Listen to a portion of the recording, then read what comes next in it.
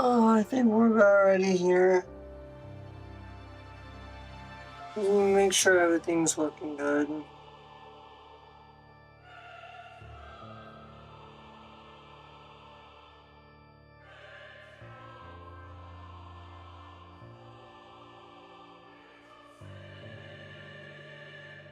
Make sure everything's looking good on all fronts.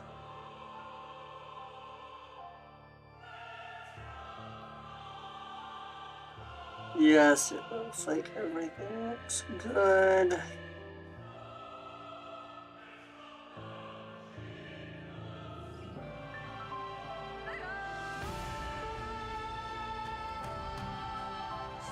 Okay, everything looks good, and can you not really right off rip? Buddy, we don't do that here. Goddess of Victory. Nikke. Okay, so today we're going to be going over the summer event. And we're going to be covering the story implications. While most of the event isn't exactly the most relevant, there's a little bit here, a little bit there, but most of it is just the interactions. And at the very end is when it becomes highly relevant. And I'll definitely explain that when we get there. As for now, let me get to the right scene.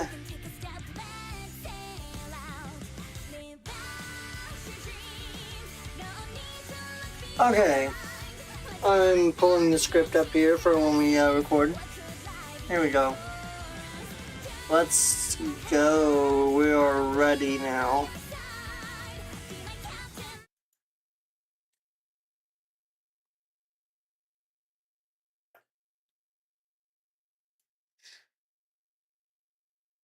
This is off rip.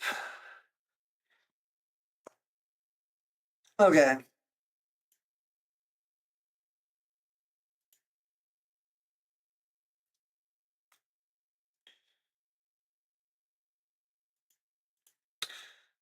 Welcome back, everyone, to Lore Deep Dive number 14, the 14th installment of the series. Today we will be covering the Boom the Ghost event, which is Nikke's newest summer event. This event happens roughly after the events of Lord for Justice,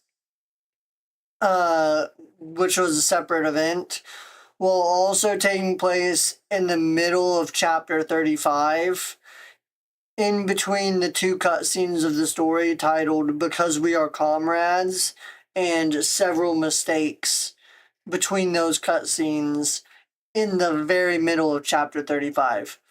I want to point this out. There is a lot about this event that isn't all that relevant to the main story, but it is definitely one of the best seasonal events thus far, and the very end is really important. So let's just enjoy some more of Nikke cooking up some absolute bangers. Also, let's take a moment to thank Dubby for sponsoring me, as I've now been partnered with them for a little while now. Here, maybe a couple months back, they recently dropped a new Japanese yuzu flavor, which you can get for 10% off using my code Icaros at checkout, or through the link in my About sections, or on my card. Now, without further ado, let's dive right on in. Okay. This way, Commander. There is no need to hesitate. Let's go on into the event field.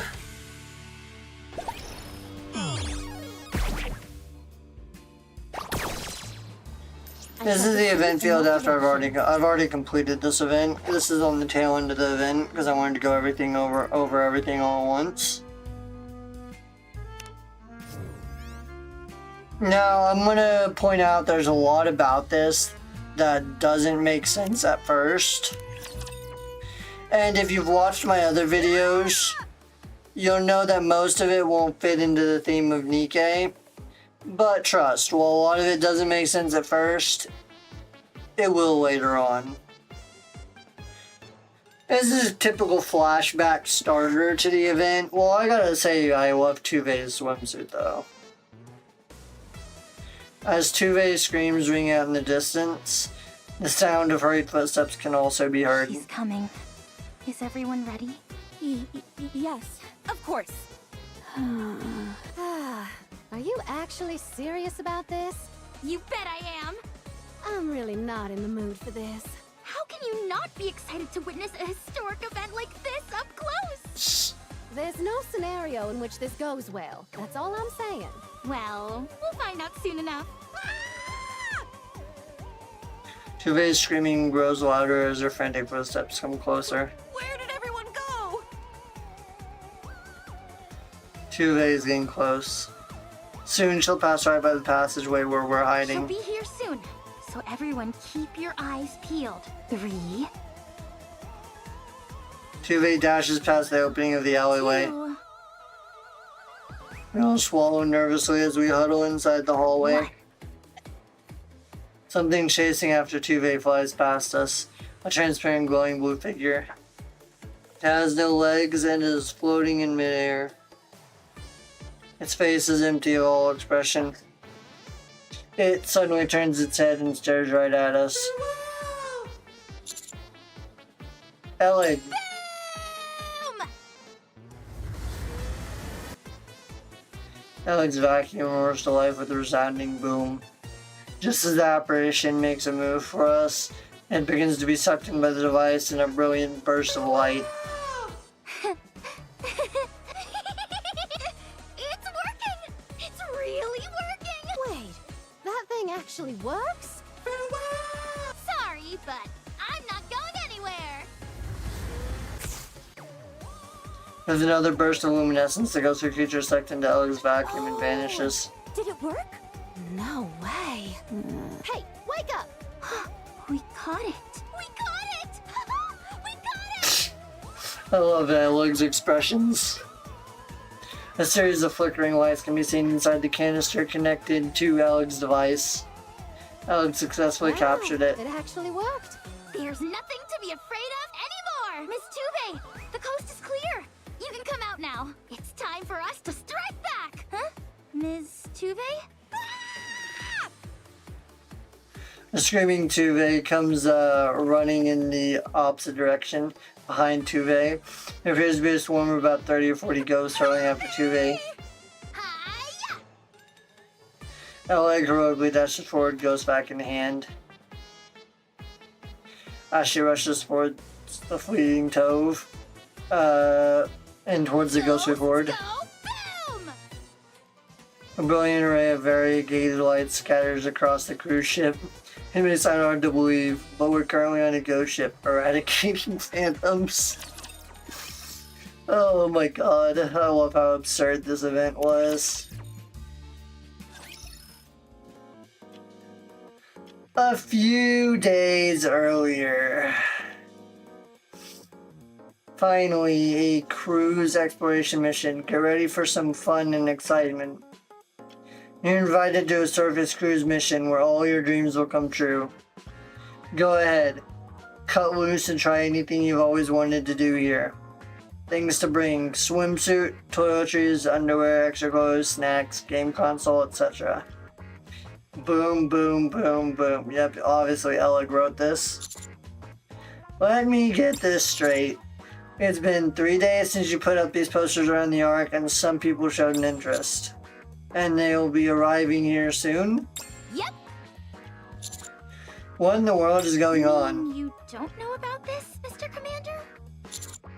No, I don't. It's the first time I'm hearing about any of this. That's okay. Let me give you a quick synopsis. Okay. First off, take a look at this photo. Alec shows me a It's a photo. luxury cruise ship that was recently seized by a resource retrieval squad. Do you notice anything strange? Other than perhaps being a bit oversized, it looks like an ordinary cruise ship. No, nothing in particular. Isn't it obvious? The lights are on. Any abandoned cruise ship that was used by humans would be at least 100 years old by now. Thus brings the question, why does it have How electricity? could the lights still be on? There's no way a ship's power would last that long without someone maintaining it. That means that the power source must be coming from somewhere abnormal. Or there could simply be people on board. Oh yeah, that too. Anyway, we're gonna head up to the surface and find out what's going on. I already filed a request to the higher-ups and received approval. That was fast. Too fast, When I almost. told them you'd be coming along, they authorized the mission straight away. She basically is using my authority, okay. I Also, see. check this out. Look carefully at this photo. Over here. Looks like a person. Taking a closer look at where Alec is pointing at, a blurry silhouette can be seen standing inside one of the ship's windows. What is that? It's shaped like a human. That's certainly what it looks like to me.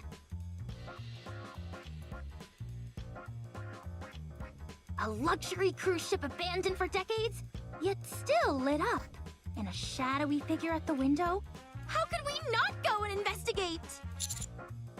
I'm surprised this even got approved. Well, ever since that last incident, the central government seems more amenable to thinking outside the box. The last incident...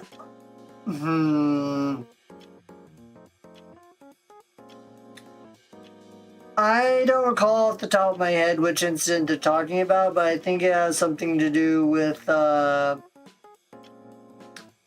yes, that's it. It has to do with the incident where we found Eden, I'm pretty sure. Fine, so the others who are coming on are on their way here? Although, to be honest, I'm not entirely sure who else will be coming.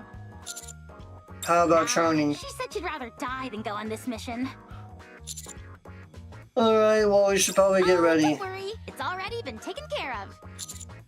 Huh? How? Miss Ewan said she was willing to finance this entire expedition. So we wait here for the others and then leave once everyone's gathered? That's right. Is this really the right time to be doing It will this? probably take some time for Elysion to come up with anything conclusive. It's their first time attempting to manufacture such a thing, after all.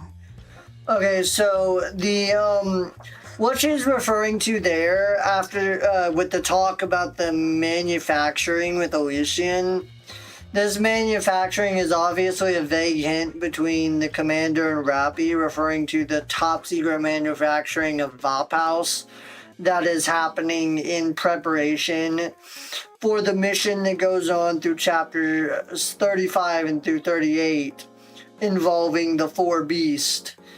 They're manufacturing Vaphouse and they don't know how long it's going to take.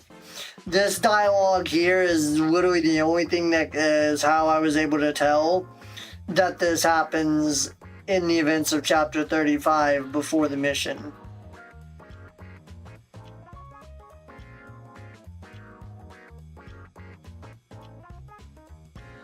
It's imperative that they take their time and be extra cautious. I highly doubt they're going to be finished all that quickly. That's true. Alright, let's go. Commander, there is someone I would like to bring along. I love how much more assertive Rappy is being. I doubt Anise and Neon would be interested in You're right, coming. but I wasn't referring to them anyway. Besides, they've spent too much time on the surface, and thus are undergoing rigorous inspections. They might have been affected by crystals or dark matter. So it will be a while yet until they're free.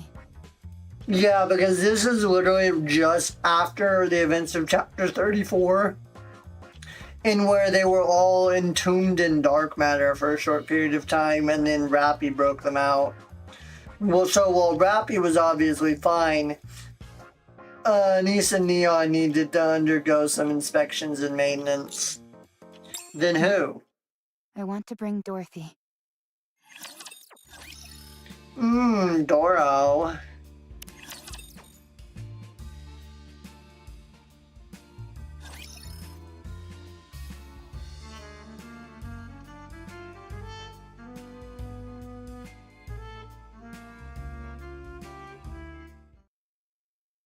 The Ark, Dorothy's room. So, you want to head up to the surface and investigate a suspicious cruise ship?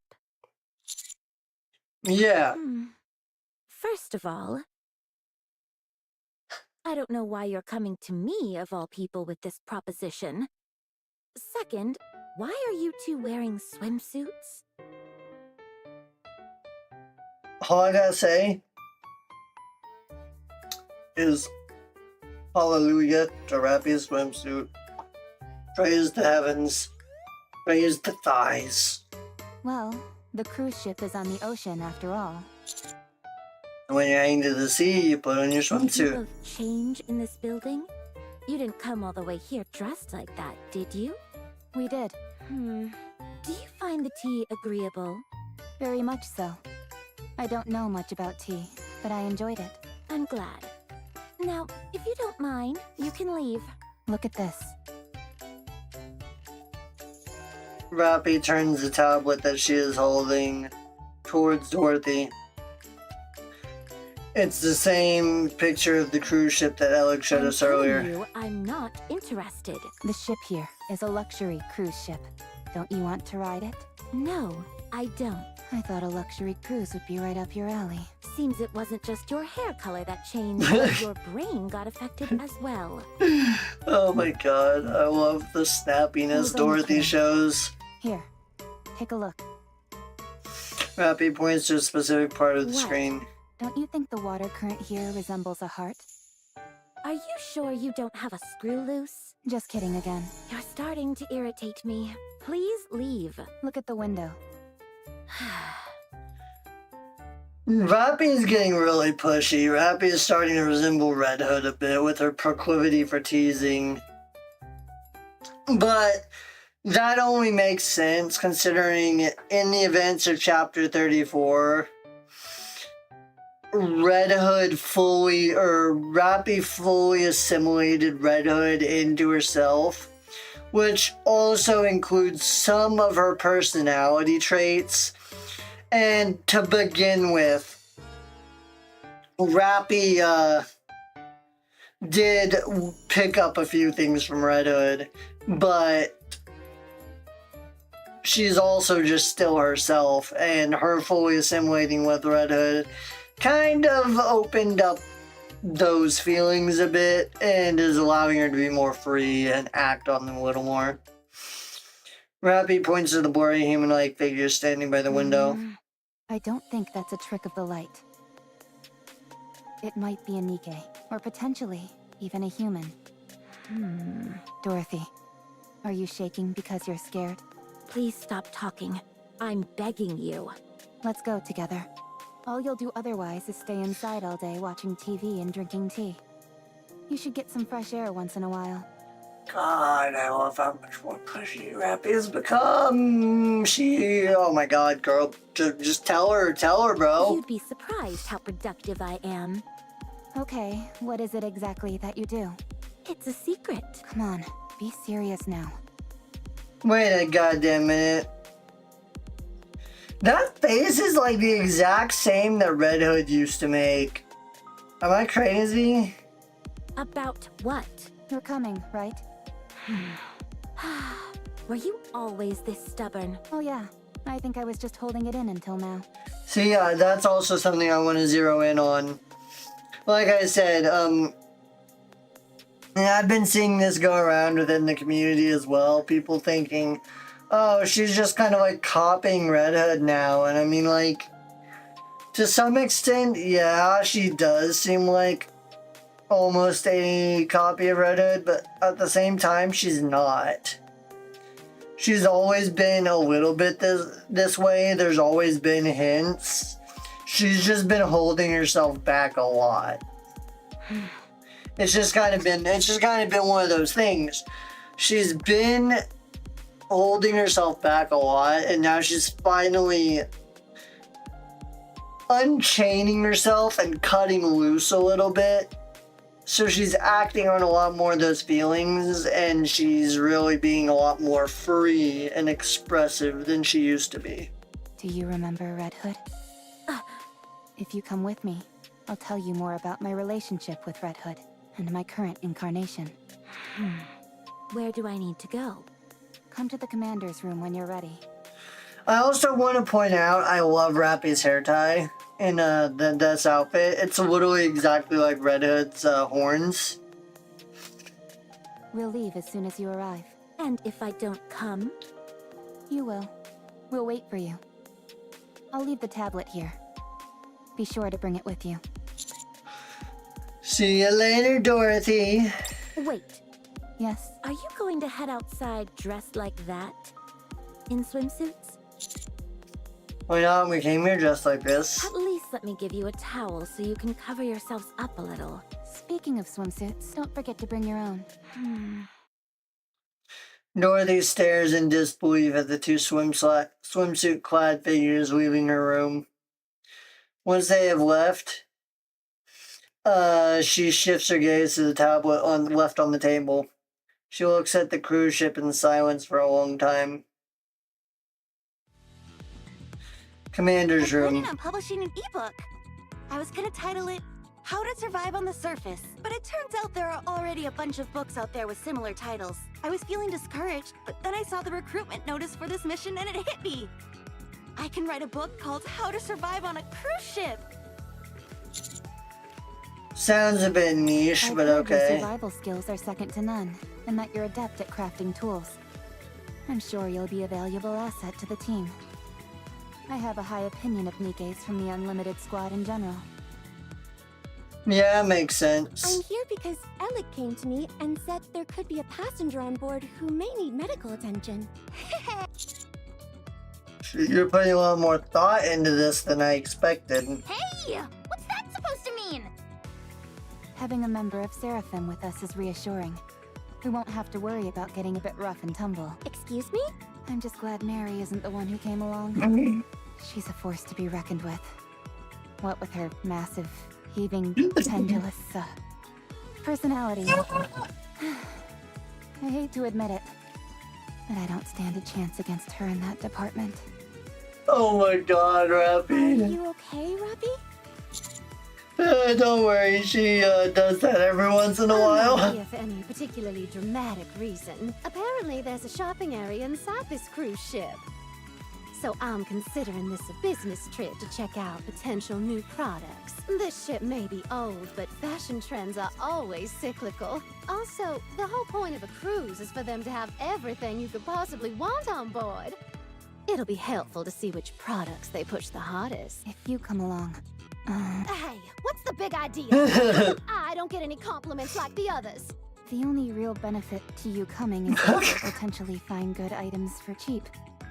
And I have my doubts as to whether a 100-year-old cruise ship is going to have much to offer. God There's only so damn. much a merchant can offer, sadly. Damn, Rappy. Tell her, bro. Tell her. Jesus. Roast her over the fire, bro. Rookie, do something about her. What am I supposed to do? Just stop talking. I don't know, Commander. I think it may be too early for a kiss. Okay, I forgot. That one got me again. I completely forgot about that. I forgot about that comment. Oh my god. Yeah, let's move on. Who's next? Hey.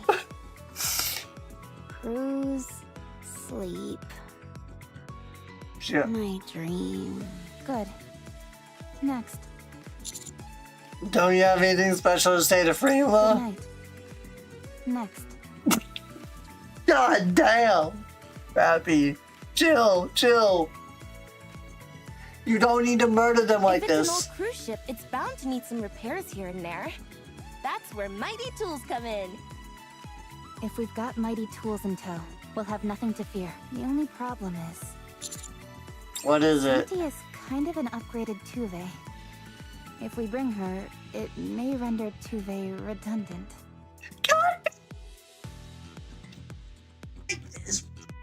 Committing verbal murder. Hey, you don't have to say that out loud. You know I'm sensitive about that. Actually, Tuve is far better than me at improvising. We'll compliment each other nicely. Oh, Senti, you're such a good person. You're too kind. You're the real angel. You save lives. Oh, Senti. Oh, Tuve. Did you see that, Commander? That was some stellar conflict resolution on my part. Well, Right, good now job. that everyone's here.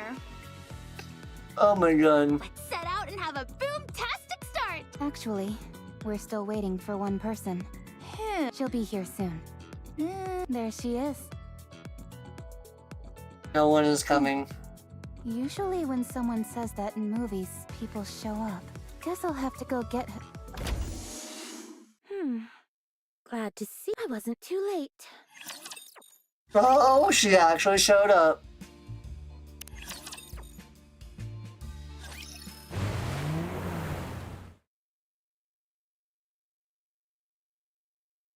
In the middle of the vast blue sea, a small boat speeds across at full throttle. Scratching burst of ocean spray, the endless horizon, drifting clouds. The conditions are perfectly suited for spirits to be high, and yet... a heavy silence hangs over everyone in the boat. More precisely, all that can be heard amongst the crew are subdued murmurs. Isn't that Dorothy, the pilgrim who came to the Ark? Yeah, it's my first time seeing her in person too. What's she doing here? Not sure. She did help the Ark before, so maybe she felt compelled to lend a hand again with this mission? I don't think that's it. If you're so curious, why don't you just ask her? Absolutely not. You can't go around asking things like that. You're not scared, are you? Of course I am. You're telling me you're not? Not in the slightest. During that incident back in the Ark, she fought against the heretics, didn't she? Okay, so let me comment on this real quick. Well, Dorothy has been a center of attention for the Ark ever since her arrival, and while she has been a center of attention, not much, if anything, is known about her by most of the Ark.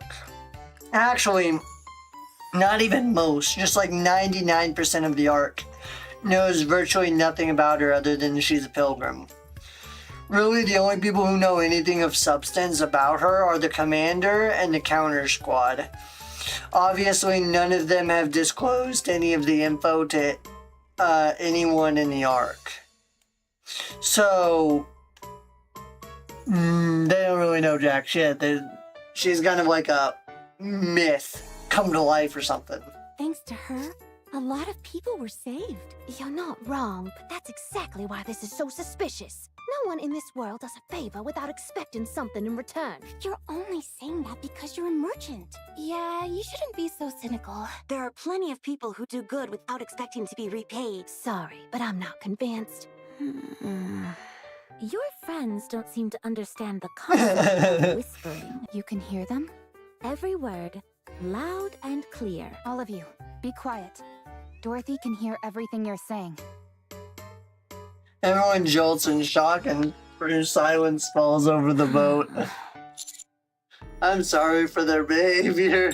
An apology from someone else doesn't mean all that much. Ms. Dorothy, What? do you like starfish? I don't know.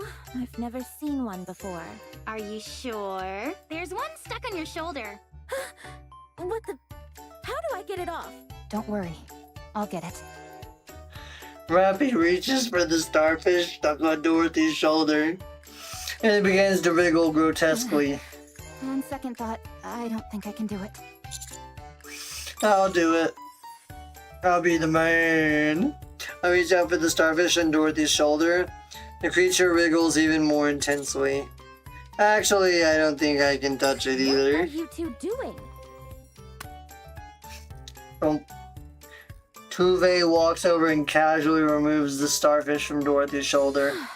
It's just an ordinary starfish. It probably got tossed out of the water by a dolphin that was playing. Did you know that starfish are edible? They are? In extreme survival situations, they can be a good source of protein. I don't think our situation qualifies as extreme just yet. It may not taste great, but if you close your eyes before taking a bite... Wait, what are you? Don't be alarmed. I'm just feeding the fish. Are you seasick? Oh god. Lie down and relax. You're seasick? Here, take this medicine. It'll do the job. For the low price of 20,000 credits, it's all yours. God damn it, Jan. Can you not? Too much talk. Alec, are these parts waterproof? Yes, of course. Okay, then we don't need to worry about cleaning everything straight away. Let's turn the boat around. No way! Not when we've come this far. You see, there's the cruise ship, straight ahead. We'll arrive soon. We'll arrive soon.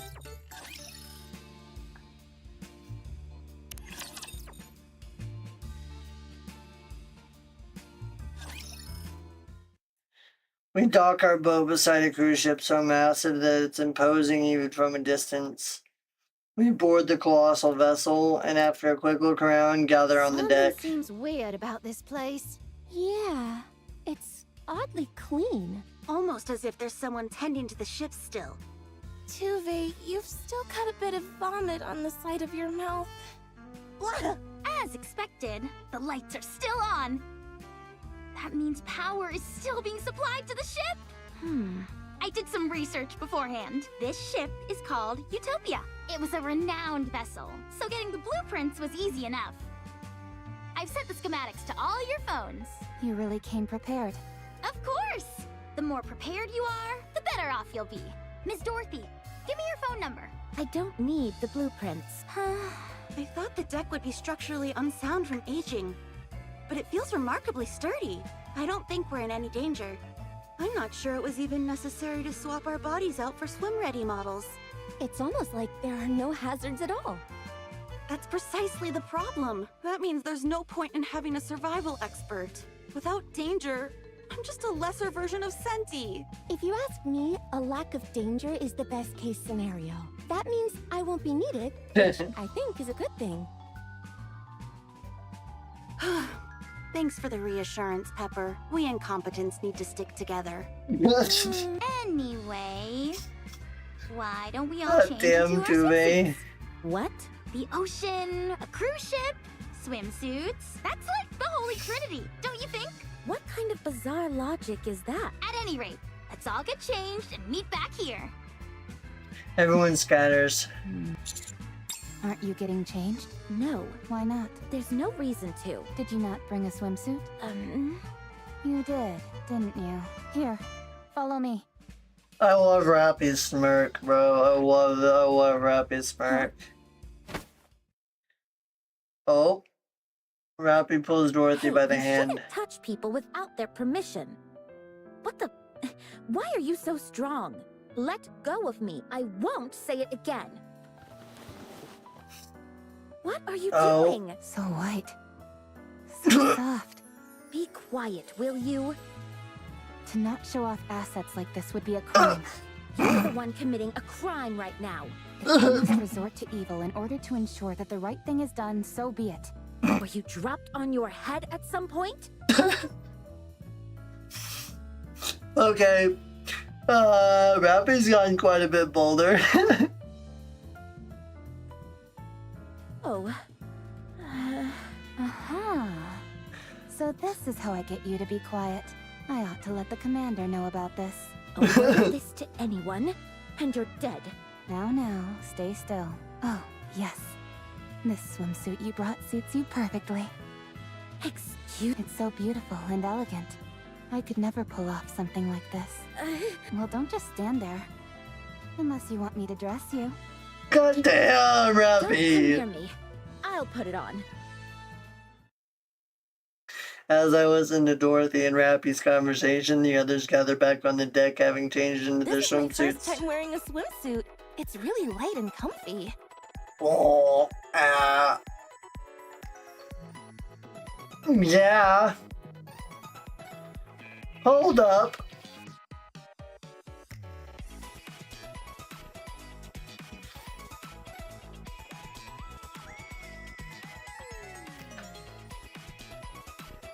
Those tan lines,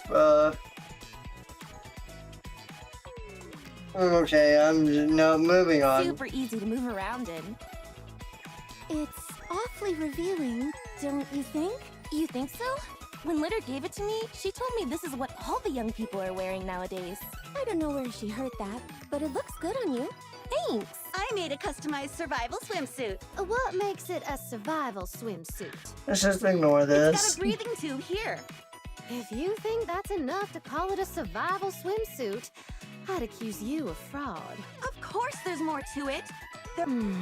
Actually, that might be it. Really? Do you want to sign a contract with me? I wasn't talking about the swimsuit. Ta-da! Check it out, everybody! Do you like my swimsuit, Mr. Commander? Wow, what a cute swimsuit, Alec. I thought so too. I designed it myself. You want to see something cool? If you press this button on the watch I'm wearing... Yes. Holy shit, she is literally... Okay. Boom! Boom! Boom! The transparent part of my swimsuit doubles as a display. You can even control it by pressing the buttons here. Yeah, okay.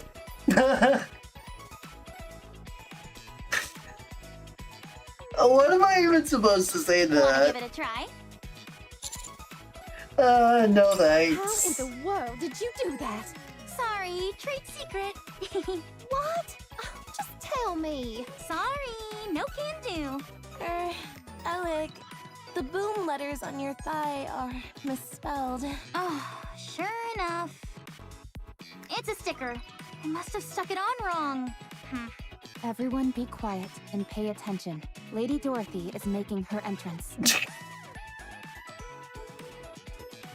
I love Rappy's sarcasm here. Maybe one more time. Right. Sorry. Come on, princess. Let's go. Oh my god, Rappy. You're being so sarcastic. Yo, what's up? Hey, so done by. Wow. Whoa. You look gorgeous, Dorothy. What do you say you and I sign a contract? If I hire you for a cover shoot, swimsuit sales will skyrocket. I'll pass. I mean, it does look peak. Or I'll say, like, Nikke was cooking with this event, bro. Wowee. It's a real feast for the eyes. Yeah, all of them Okay, are. since it looks like everyone is ready, let's go look into the power source. I'm gonna poke my head into the retail outlets and get an idea of their inventory and store displays. I'm going to check if the infirmary's intact. Even if the ship's safe, that doesn't mean we shouldn't ensure we have medical facilities. Makes I'll go with sense. Pepper.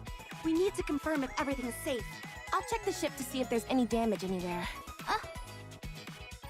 Then Miss Dorothy and I will. Actually, I have my eye on somewhere specific. Sorry, but I'll go on my own. Damn, poor Alec. Why don't I join you? Thanks, but no thanks. I prefer going solo. Yeah, that's kind of been How obvious. about Miss Rappy and Mr. Commander? I'm concerned about the sleeping quarters and was considering bringing the commander along to check it out. Hey, yo.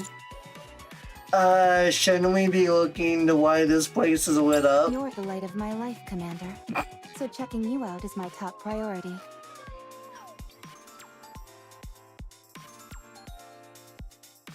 Okay, I give up. I completely forgot that was there.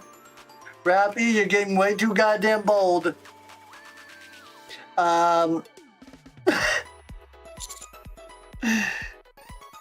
Let's go with I Ellie. was planning on it.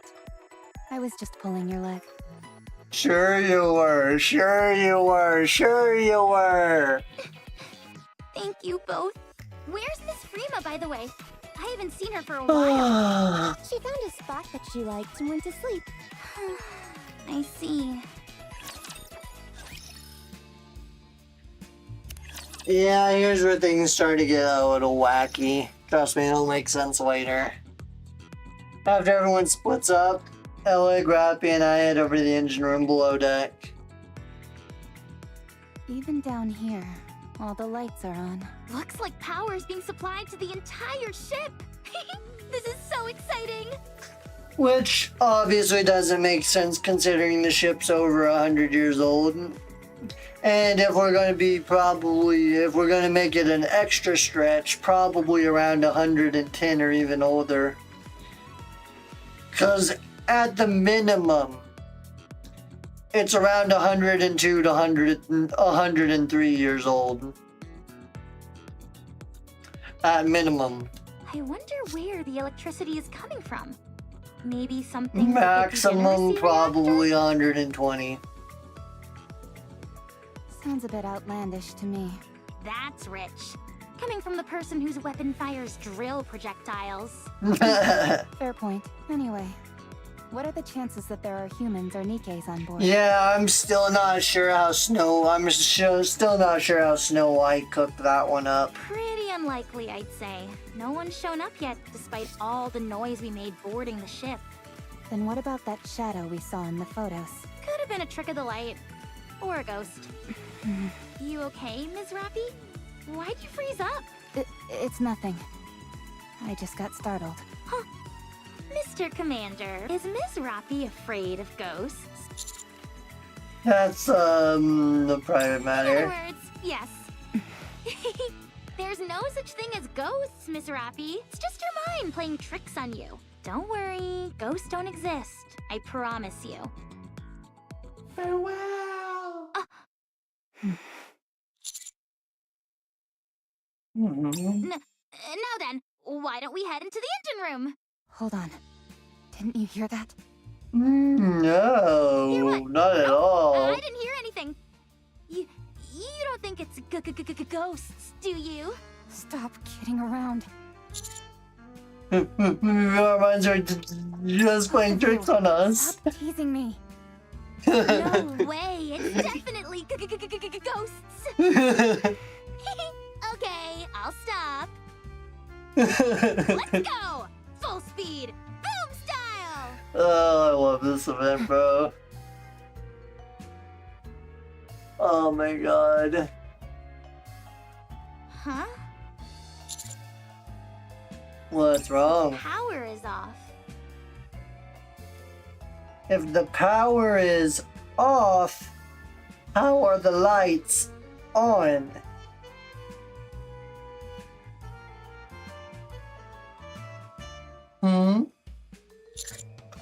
What do you mean? Literally what I said.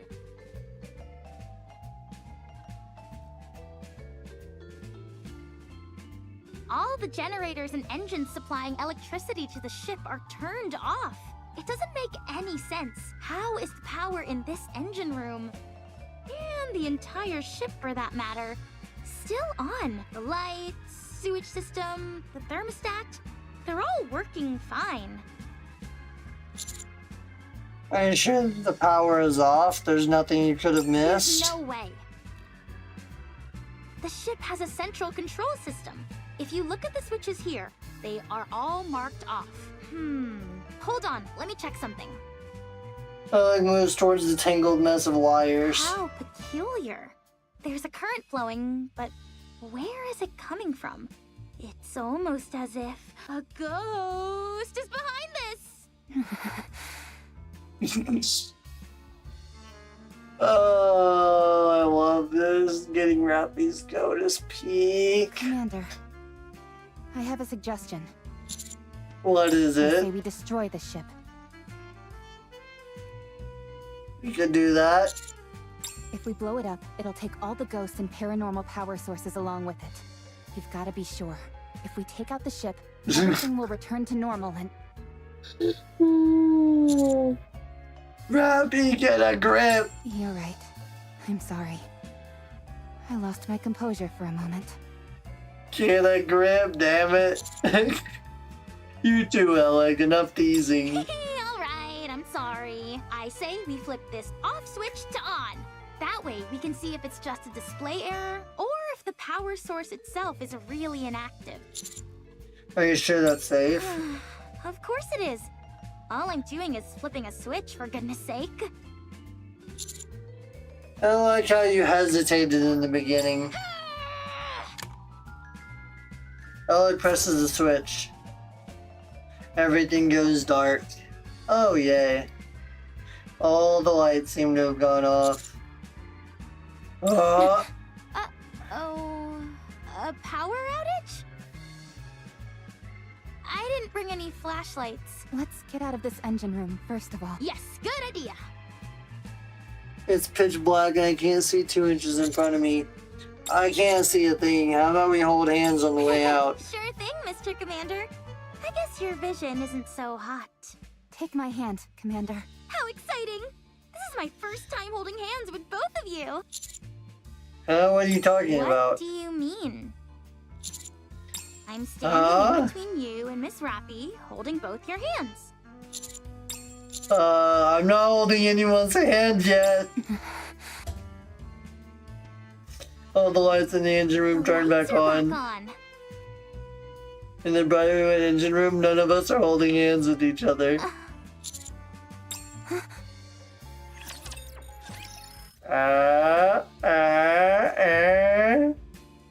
What's going on? Something doesn't seem to be adding up here. Can't sleep. Oh no, it's the end of the world.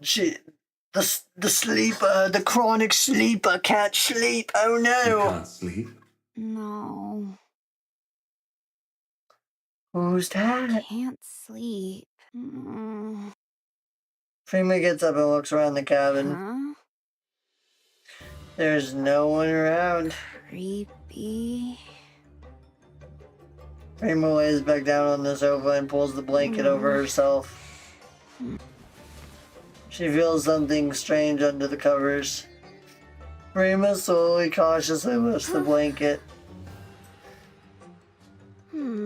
For a fancy cruise ship, there's nothing too special here. At any rate, that's enough browsing. Time to set up a stall. Let's see. Sunscreen, breathing tube, towels. Oh, welcome. I'm not even open yet, but it's always nice to see such eager customers. Sure, yeah, and keep deluding What yourself. do you need? I've got most everything ready. Despite the entry bell ringing, there's no one there. Maybe it's acting up since it's so old.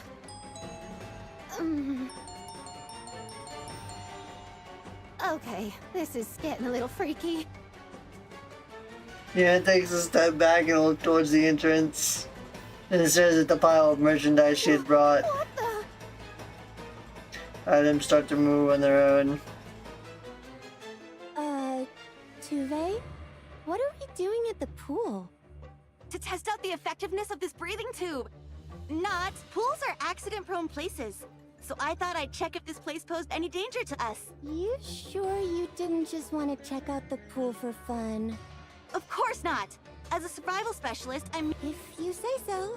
Oops, I accidentally Let's check skipped it that. quickly That's and whatever. then head over to the infirmary. Huh? What is it? Look! Something's wrong with the swimming pool. Otherwise, why would the water be swirling around? Wait a moment. Something does seem strange. Yeah.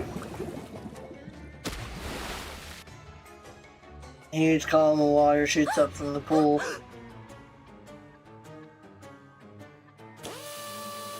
If I drill a hole here and hang the mirror... There! All done. This place is in better shape than I thought. So there's not much to fix. Cindy gazes in the mirror with a look of satisfaction, then notices someone standing behind Who's her. there? Cindy spins around, startled, but there's no one there. Stop kidding around, you guys! Cindy glances back towards the mirror. In the reflection, someone is still there, smiling at her. Let's get Oh, out of here shit. quickly. What's the rush? The lights are flicking on and off, that's all. You and I were holding hands with someone or something, and it wasn't the commander. Unless he's got more than 2 hands. Which I You don't. see? That means we must have been holding hands with... All right, if you insist. I'll come back to the engine room later by myself to investigate. Let's regroup with the others and share our findings.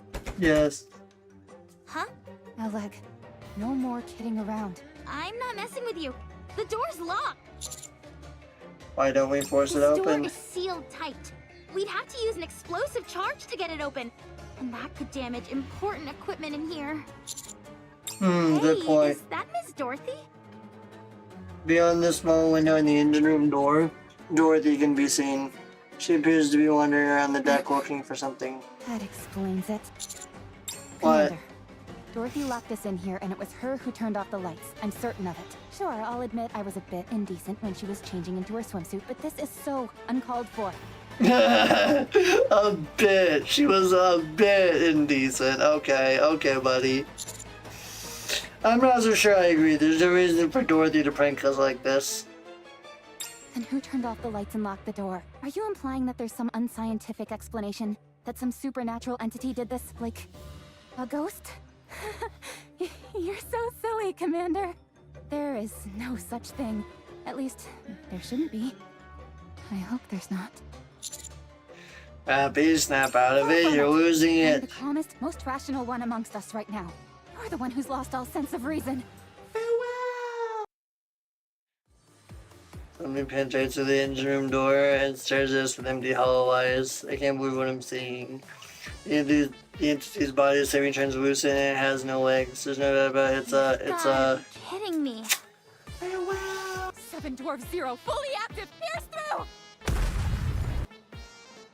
Happy deploys her drill and shatters the engine room door instantly.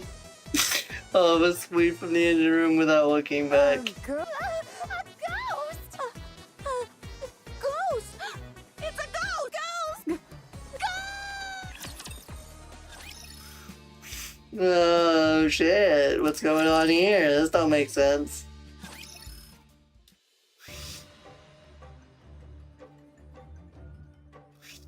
Yeah, I know this doesn't make a lot of sense. It will soon. Give it time. The entire group scrambles back to the top deck. Each of us pale with fear. Everyone? Did you guys also? You guys saw it too? This can't be real. You mean we all saw something? This is insane. Just a little bit. So it wasn't an hallucination? We saw it was a ghost in the mirror. Blanket ghost. Telekinesis ghost. Water ghost. A ghost that passes through walls.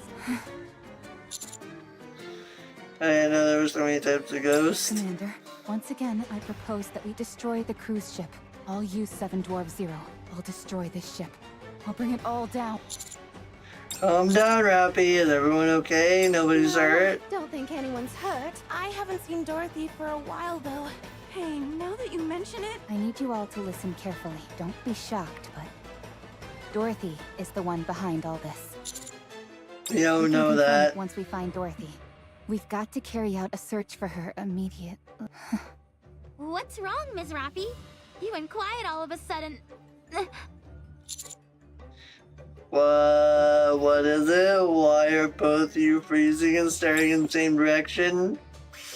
Curiosity always trumps fear. Unable to resist, I turned to glance in the same direction that Rappy and Alec are staring.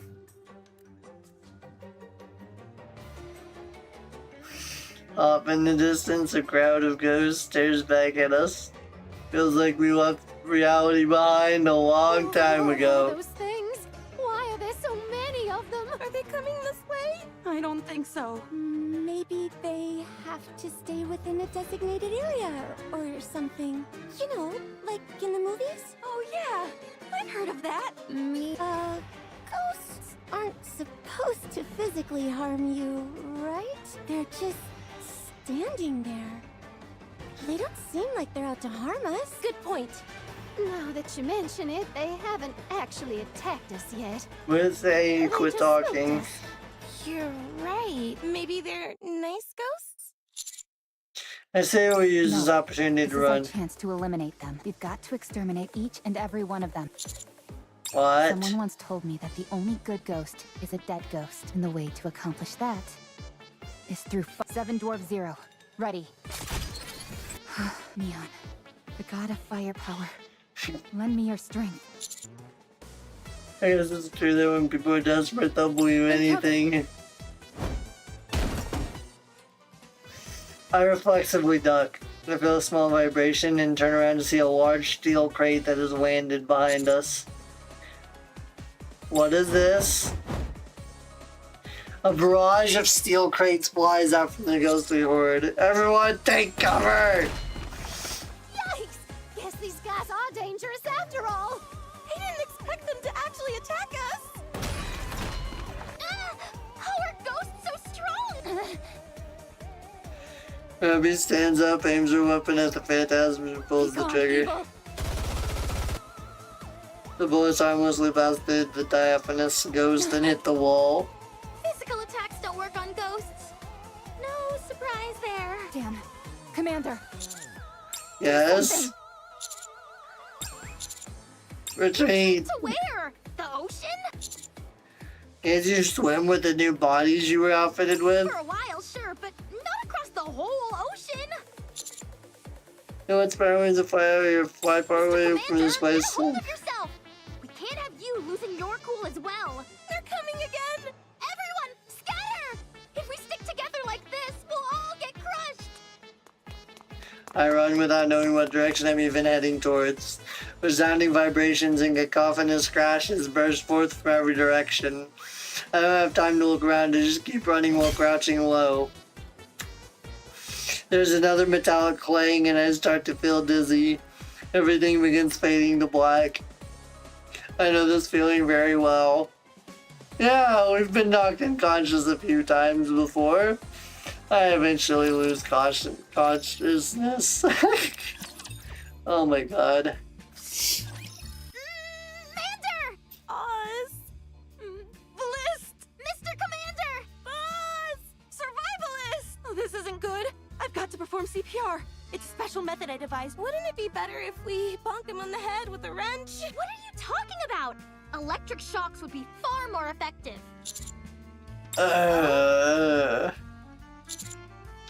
Alex, Senti, Tuve. You're awake. Thank goodness. We were getting worried. I must have gotten hit by one of those steel crates. Actually, you weren't paying attention to where you were going and accidentally slammed into a fence. It was pretty funny to see, actually. The fence got all bent up, too. Your body is something else. Okay, so...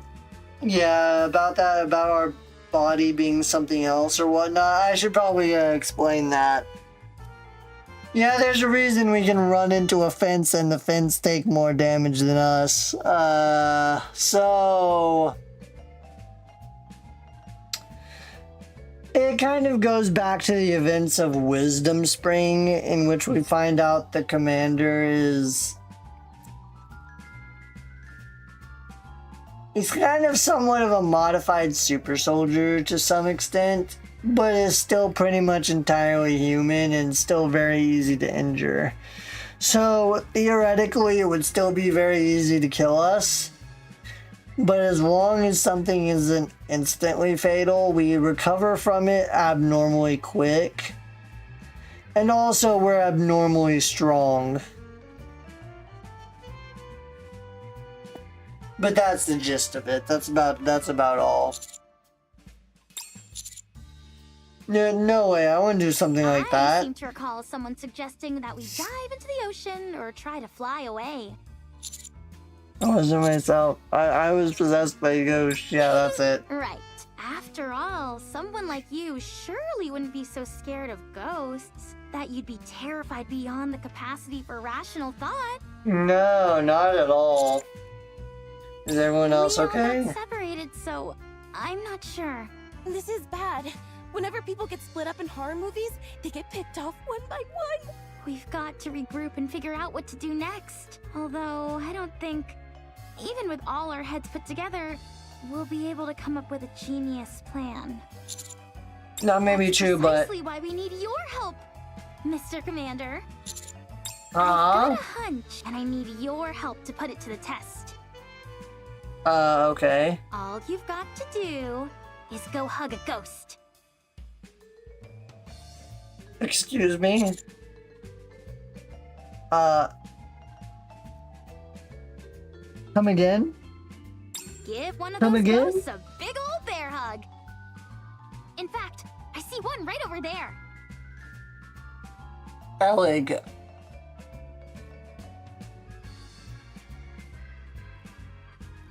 The fuck? At the end of the hallway, a ghost can be seen. After some close observation, I've noticed these ghosts always head straight toward us. Maybe they're just after some affection? Well, if they possessed her, not that I'm scared, mind you. Maybe we could use the Heimlich maneuver to force it out of you. I don't think that's how possession works. Once again, I propose a wrench to the head. I'm not a mechanical device that you can fix by It smacking! won't come to that, promise. How do you know? Ms. Senti, Ms. Tuve, I don't think Mr. Commander is up to it. He's too scared, so we'll have to nix the plan. It might be for the best. We wouldn't want him wetting his pants and embarrassing himself after all. All right, Mr. Commander. You see that fire hydrant cabinet over there? I'm sure that's a nice, safe place for you to hide. Alec. Or maybe I could build you a baby cradle? One that rocks you to sleep? Senti! Your preoccupation with safety shows just how seriously you take survival. You have my respect. Can they quit? I feel violated. It would appear I'm not too good at cracking jokes. Fine, call the damn ghost over here. I'll hug that thing so tight that it'll burst. Look out, ghost! Here! Alec's shout echoes through the hallway. The ghost at the end of the corridor turns its head towards us and charges forward. Now, Mr. Commander, go! What am I, a Pokemon? Ah, yes, Mr. Commander, I choose you. You do have a plan, right? Of course. Okay, as long as you have a plan. The ghost gets closer. I close my eyes and hurl my body towards the ghost. Evil begun! Rima's crouched under a table in the cafeteria. Tablecloth too long. Can't see outside. Also, from outside, can't see inside. Cozy here. Say good for sleeping. Genius. Ah, yes. Genius. Footsteps coming close. Must be quiet. Wait, ghosts don't have feet? Can't hear footsteps. Genius. Yes, genius, guys. She's a genius, guys. The footsteps stop. Hey. Footsteps stop in front of Rima. The tablecloth lifts up, revealing a pair of empty eyes staring at Rima. Oh boy.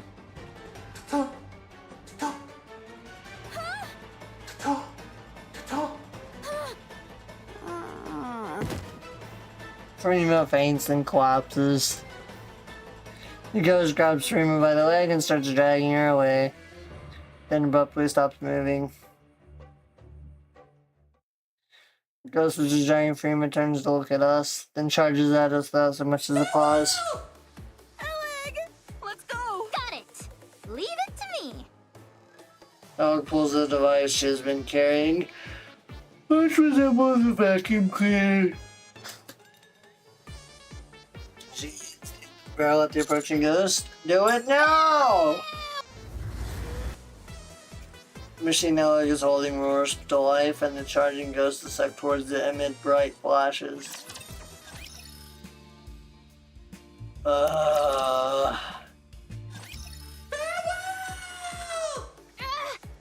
output, it's too much. It's shaking like crazy! The joints are gonna blow!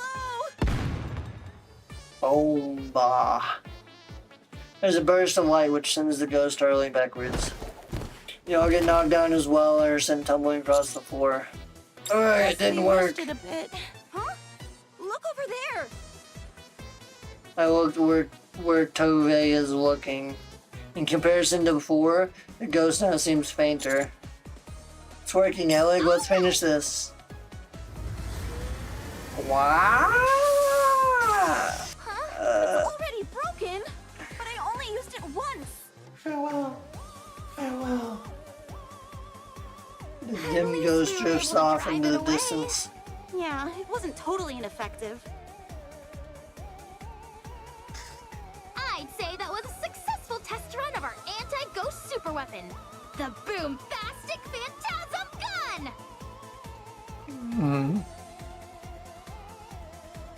I don't think it's following us anymore. Is it? I don't see it either. I think we're safe. Well, Mr. Commander hugging that ghost did teach us one thing, and that's that we can eliminate these ghosts. Huh? Mr. Commander, how did it feel when you hugged the ghost? I Scary. meant physical sensation, not how you felt emotionally. Oh, tingly.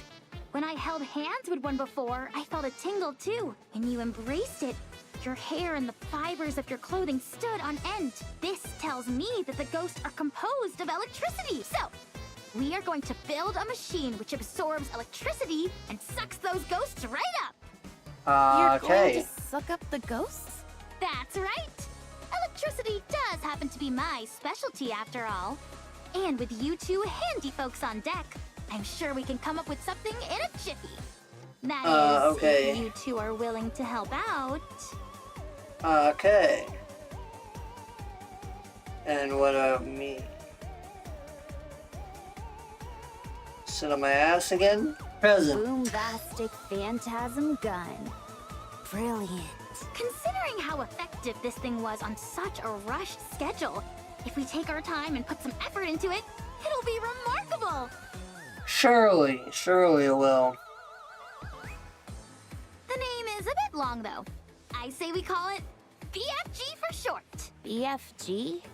Intense name. You bet it is. It's the most badass name there is. I think you just wanted to use that acronym and threw a name together. Phantasm is spelled with an F. But how are you planning on upgrading it? After using it just now, I got an idea for how to tweak it. Oh, Ms. Tube, Miss Senti, can you two help me again? This time, we'll do it proper. sure. All right. Oh shit. I like Tuvey and Cindy huddled together and hammer away at the weapon. Before I know it, a new and improved BFG has been completed. Now, what do you say we go do some ghost hunting?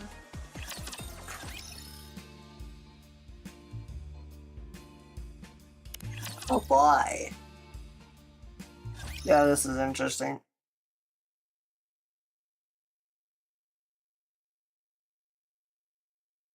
God bless this feast for the eyes. Thank you, Nikke, for this treat. I completely forgot this was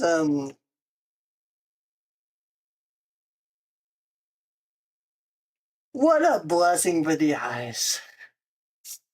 Yan and Pepper are inside a cabinet holding their breath. Don't push. You're taking up all the space. I'm not even moving. I'm staying perfectly still. Then you need to lose a few pounds. Hey, there's no need to be mean. All that weight of yours is gonna launch me out of this cabinet. My weight has been normal for years now. I was wondering why I felt like my chest was being crushed.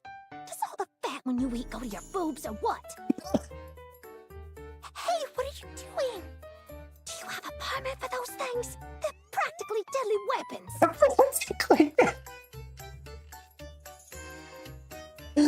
They're practically deadly weapons. Wait a moment. What are you... Oh. The cabinet door rattles noisily. Is it gone? I think so.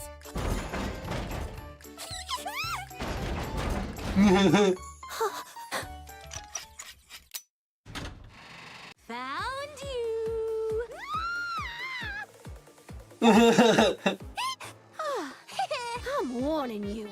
You better sleep with one eye open from here on out. Ew! Scare the heck out of me! This is starting to feel more comedy than horror. Have no fear, everyone. We no longer have to run or hide. Now, it's time we fight back. Huh? I don't get it. Oh my god.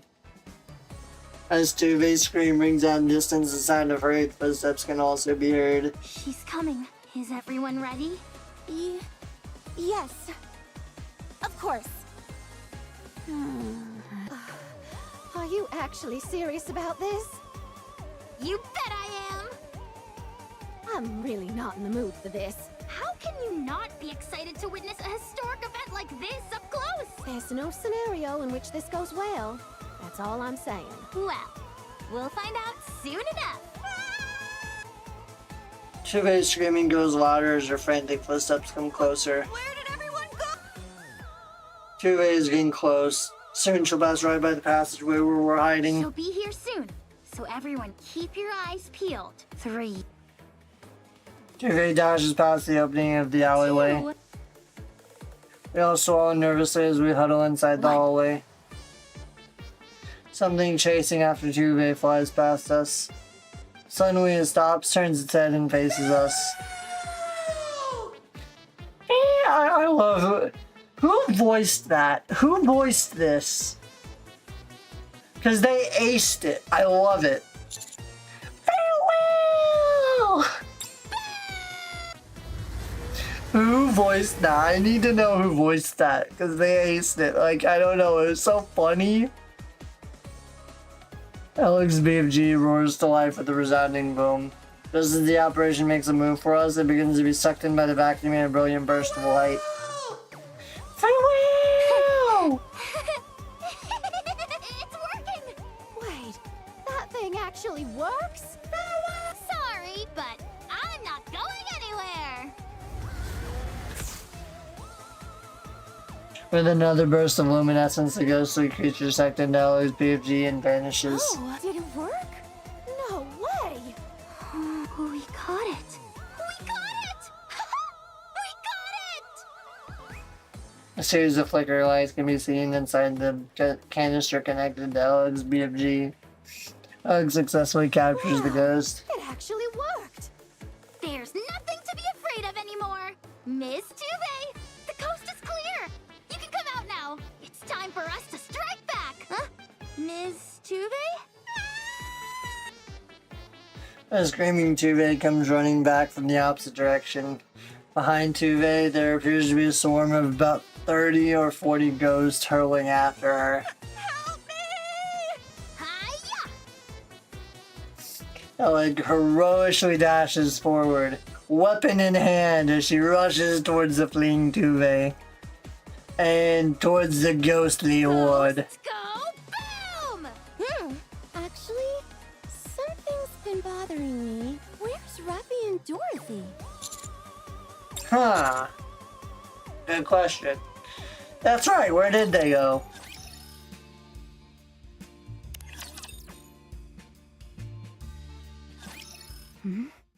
I heard a loud noise over there.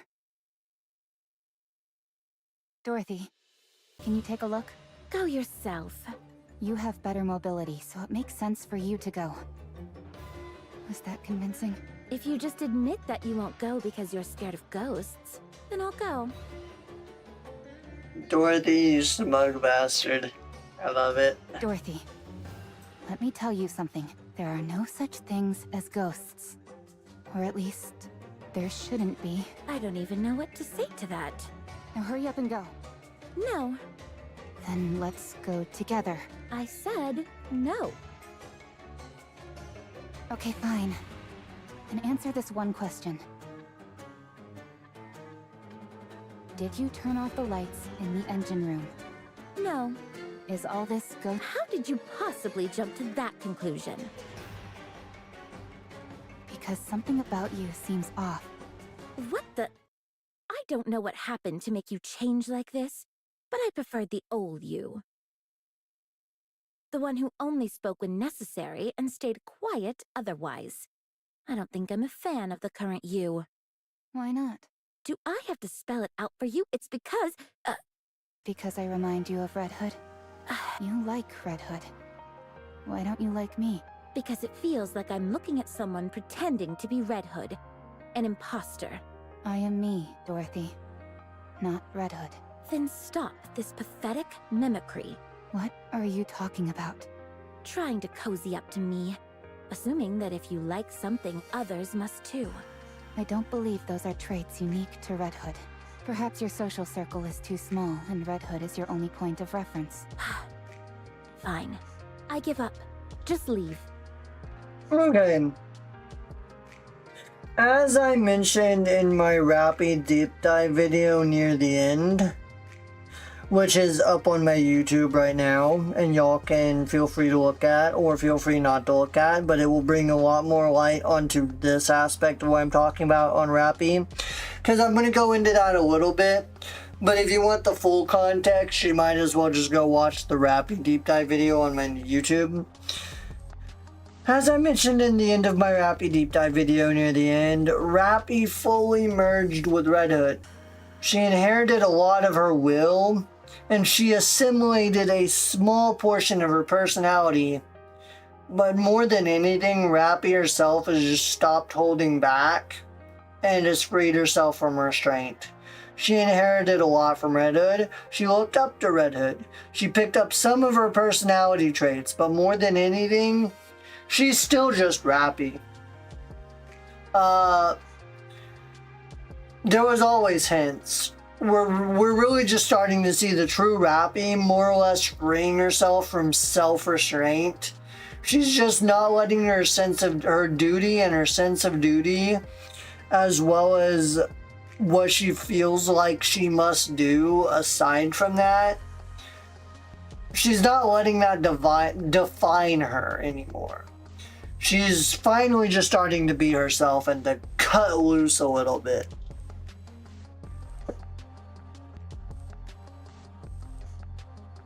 I have things to do. What is it? Let's do it together. No, it's something very personal. Huh? This is your first time on this ship. How do you have personal business here? I just do. The moment you saw that figure in the window, you changed your tune and wanted to come here.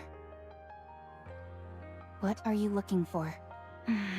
There's another thing. Something more important. You promised you would tell me about your relationship with Red Hood, and what you really are now. You changed the subject like a bull crashing through a china shop. If you're going to follow me around like a pathetic puppy, you can at least expound on that. Who knows? Maybe all your blabbering will alert your comrades. That way, I'll finally be rid of you. It's a sad story. It will be difficult to listen to without tears. I'll try my best to hold it together. Rappy takes a breath and calmly begins to regale Dorothy with her story. Her earliest memories in the hospital, how she became a Nikke, how she lost her comrades, how she met Red Hood, how she learned about aspirations, and about how she said goodbye to Red Hood. After that, Wait a moment. What's wrong? It's not boring, is it? I can try to spice it up and make it more interesting. Dorothy, don't cry. But, yeah. Rappy's been through a hell of a lot in the last 63 years of the story. She's really been through a hell of a lot. And I literally went over all of that in a separate video that I just covered Rappy alone. Like, that was the whole focal point of the video, was Rappy and Rappy's story. I highly encourage y'all go watch that one. It was a good one. I feel like that was definitely, I feel like I cooked. But y'all can always decide that. I'm not. Well, from here on out, it's not as sad as before. So don't worry. Rappy continues her story. How she wandered around wanting to become like Red Hood. How she left Absolute, thinking that she had hurt her comrades out of selfishness. How she met Anise while drifting around like a mercenary.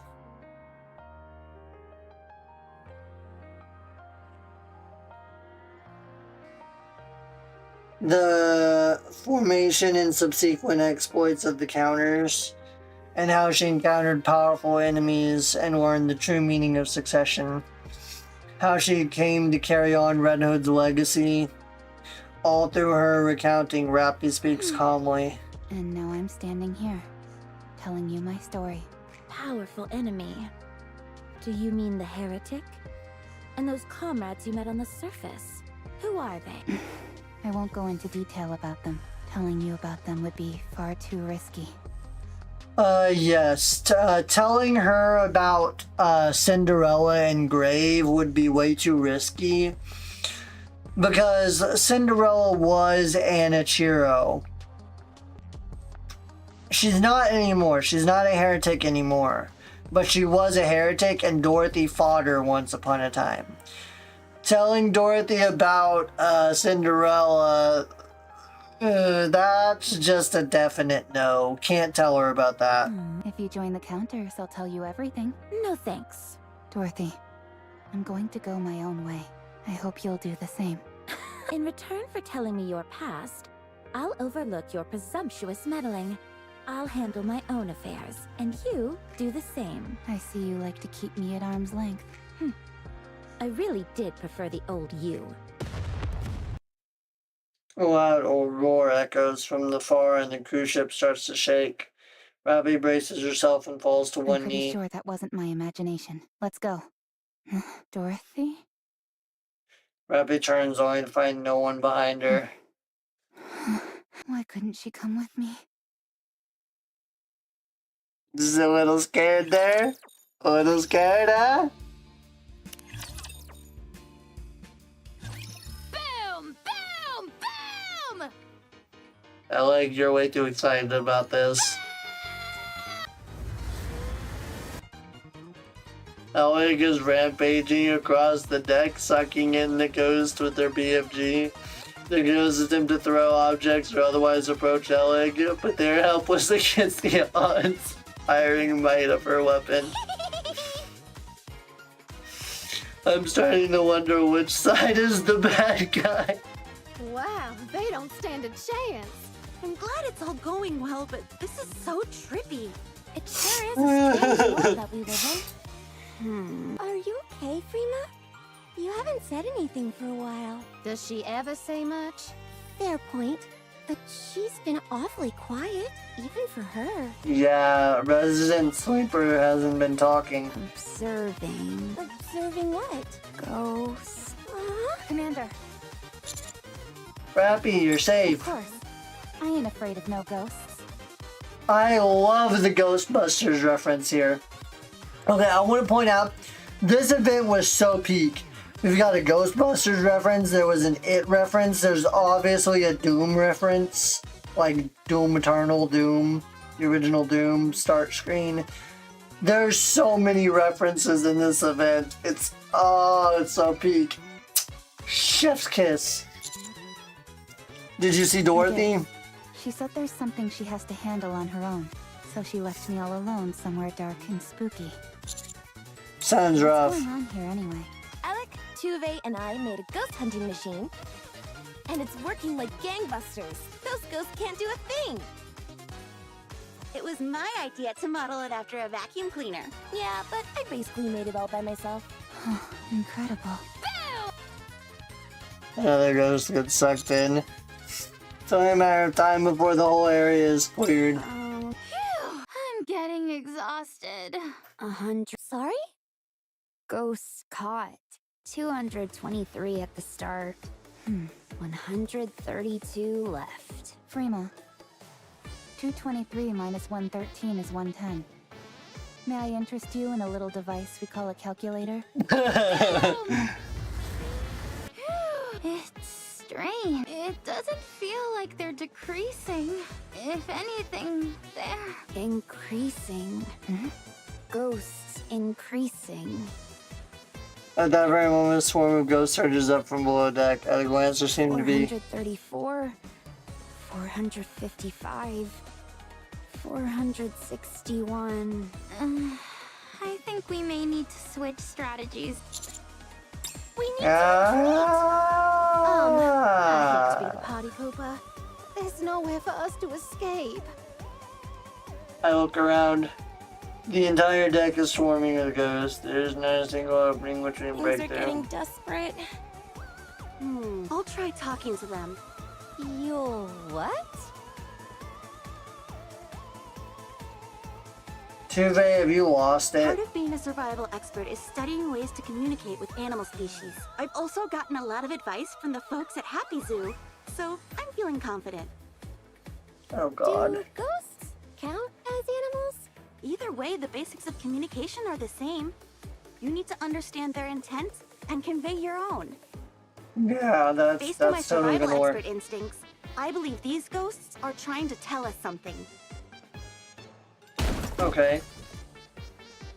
A steel box slams down right in front of I Tuve. believe they're saying they want us dead.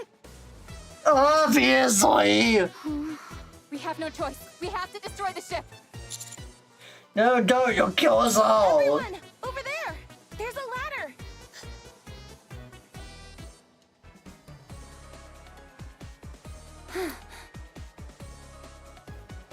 It's an emergency ladder connected to the bridge! But what if it leads us to more ghosts? There can't be any more there than there are here! That's right.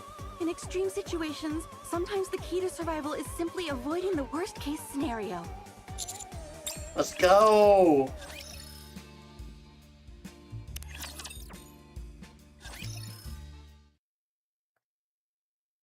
We hurriedly climb up the ladder to the bridge.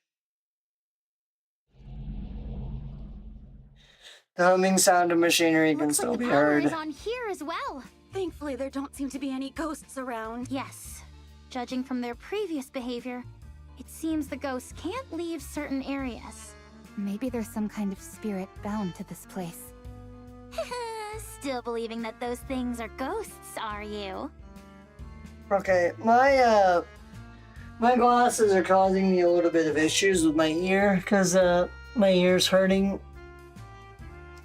So I'm gonna take them off for the rest of stream. Hope that's not a problem. No, I told you. I don't believe in ghosts. Those things aren't ghosts. While I couldn't give you the dictionary definition of a ghost, the fact that they're made out of electricity and that we can suck them up with a vacuum cleaner is proof positive they're not ghosts. Okay, then what the fuck Furthermore- are they? I may be amazing, but not even I can manufacture a machine capable of capturing honest-to-goodness ghosts. I came to the same deduction. Those things aren't ghosts. Sure. Sure you did, Rappy. I believe you, I believe you.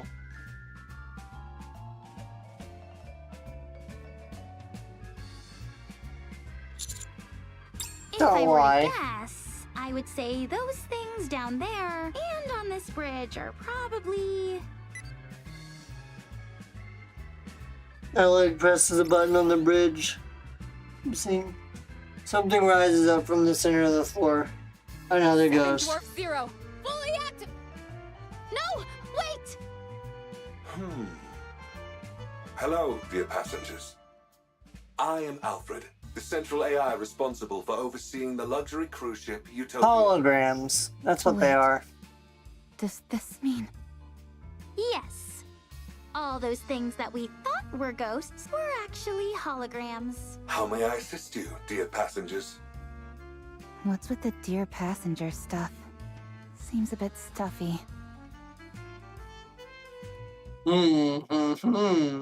Utopia ship. Hallway. This is a fantasy come true. It really does. Being able to relax like this with you on the ocean. Do you realize how long I've dreamt of this moment? Let us never part again and stay together forever. Happy like we are now. There are no raptures in this place. No hunger, no despair. And even if one day there is, don't worry. I'll be here to protect you. Pina? Understand? Pina.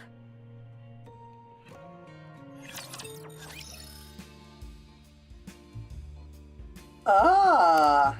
Okay, so let me switch over here. Okay. That with Pina. We need to do some context here. Context time.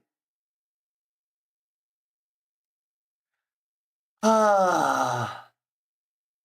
So, for those who don't know and haven't watched my other videos or streams on this, Pina was a mass-produced Nikke who showed up in the events of Overzone.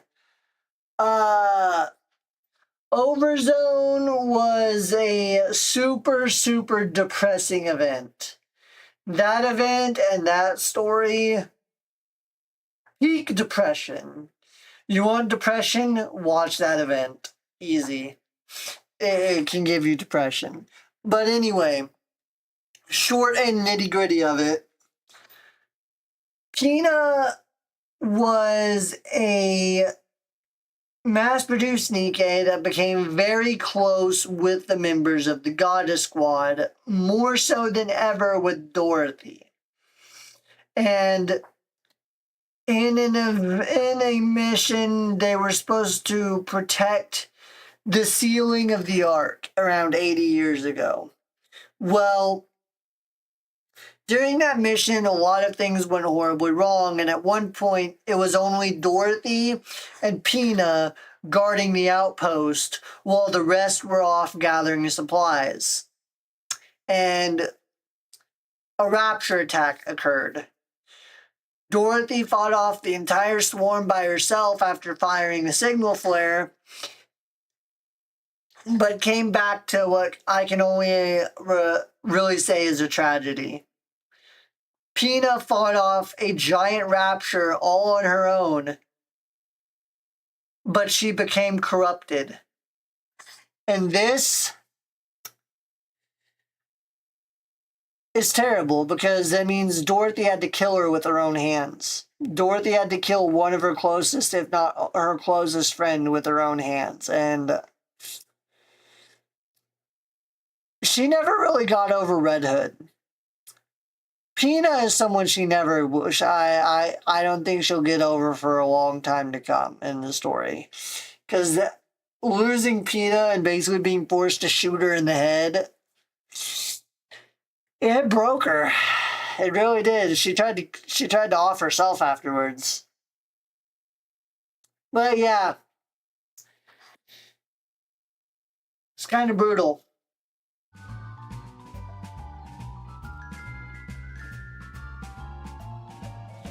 Now it's time to go on to story 2.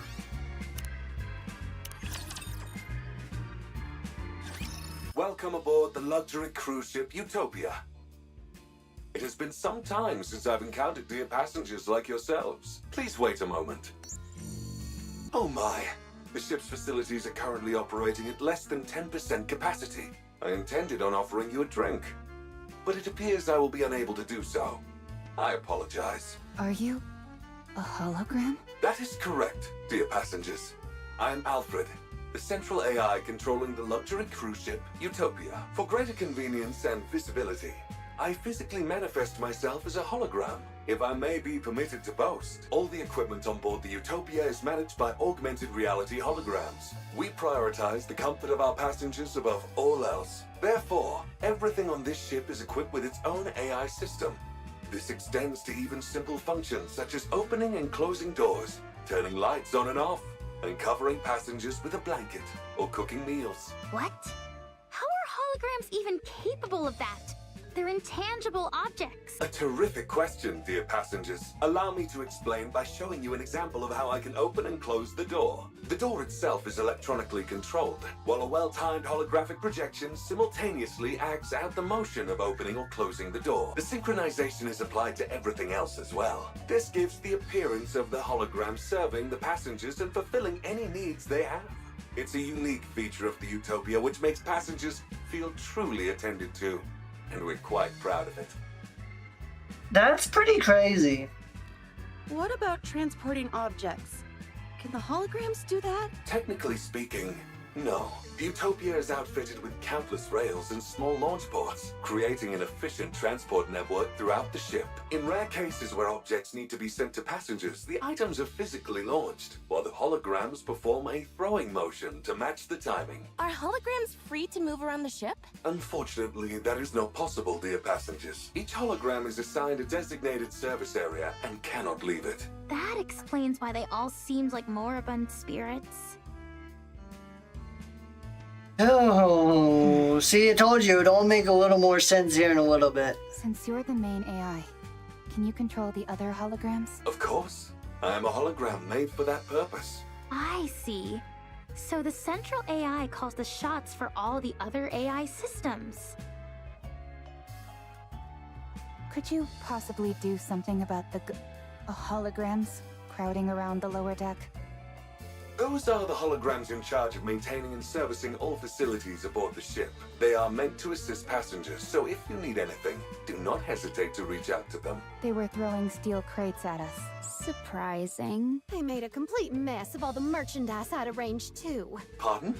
Oh, I see. It seems there might be a minor glitch in their programming. I will ensure everything returns to normal shortly. Please, wait a moment, dear passengers. Are we finally rid of the ghost? How many times do I have to tell you? Believing in ghosts is for children. There seems to be a problem, dear passengers. I am being denied access. So what do we do? I apologize for the inconvenience, but you will have to use the ship's facilities manually for the time being. I will work on resolving the issue as soon as possible. The problem is not about using the facilities. It's that these things are attacking us. They hurled steel crates at us. Are you sure they did not mean to offer it to you as a gift? No. They flung it with full force, intending to hit us. They were clearly trying to kill us and screaming death curses. They didn't say anything like that, but they did intentionally throw the crates at us. What is happening? They must be really rattled. We weren't even addressed as dear passengers. My apologies. I will get to the bottom of this. This cannot be. The Utopia is no longer a luxury cruise ship, but a hellish ghost vessel. Yeah, we're just crossing. It's obviously using that term metaphorically, but I still don't know how I feel about an AI hologram talking about ghosts. Each area of the Utopia is managed by high-tier holograms. The chef, Sisley, responsible for all the ship's cuisine. The repairman, Fixie, handles maintenance and repairs. The maid, Neaty, tends to the bedding and ensures the ship maintains a welcoming atmosphere. The merchant, Salsy, overlooks all of the shops and their merchandise. The safety management officer, Detaily. Names sound a bit childish, don't you think? Simple names appeal to both children and adults, dear passengers. I'm not sure I feel the appeal, but These okay, high-tier buddy. holograms each oversee numerous Each their low-tier own. ones. But now that all the high-tier AI systems are broken, the regular ones are acting on their own. This entire situation is due to the fact the high-tier holograms are not properly directing the others. Can't you tell the high-tier holograms what to do? Normally, yes, but remote access is currently disabled. That's not good. No, it's not. Is there any other way? If we physically connect my hologram emitters to their emitters, I will be able to return them to normal. Go figure. It always comes down to having to do things manually. All right. We'll take your emitter and connect it to the high-tier holograms emitters. Once we do that, you'll be able to fix them? Absolutely, dear passengers. Alec, now that we know the ghosts are holograms, can we just ignore them and carry on with the mission? We came here to conduct research for my book. I mean, to Yeah, investigate sure. the ship's power source. We can't do that. If the ship isn't functioning properly, any investigation would be meaningless. That's right. This is an important mission, so we need to be extra cautious. Yeah, totally. I just said that as a test. to make sure no one was getting sidetracked. Sure you did. Anyway, it feels like we've jumped out of a ghost story and into sci-fi. What about that we're not dealing with the What do you supernatural? mean? There's no such thing as ghosts, Commander. Got it over smile. Only those with weak minds believe in such things.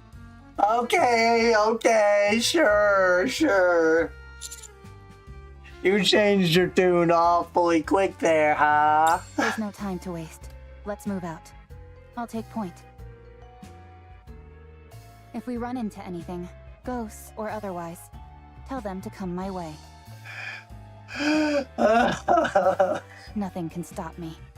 Whatever you say. Says the person who was like scared beyond rational thought not long ago. I love how outlandish this event was. Oh my god. Cooking the food, scrum delicious, fresh and hot. I take it that's the chef, Sizzly. Doesn't look too intimidating. Okay, here's another reference, guys. Hold up, let me.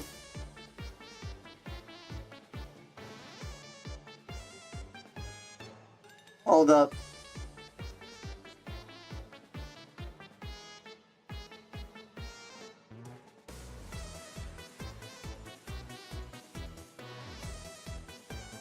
See that? See that right up there in the hat?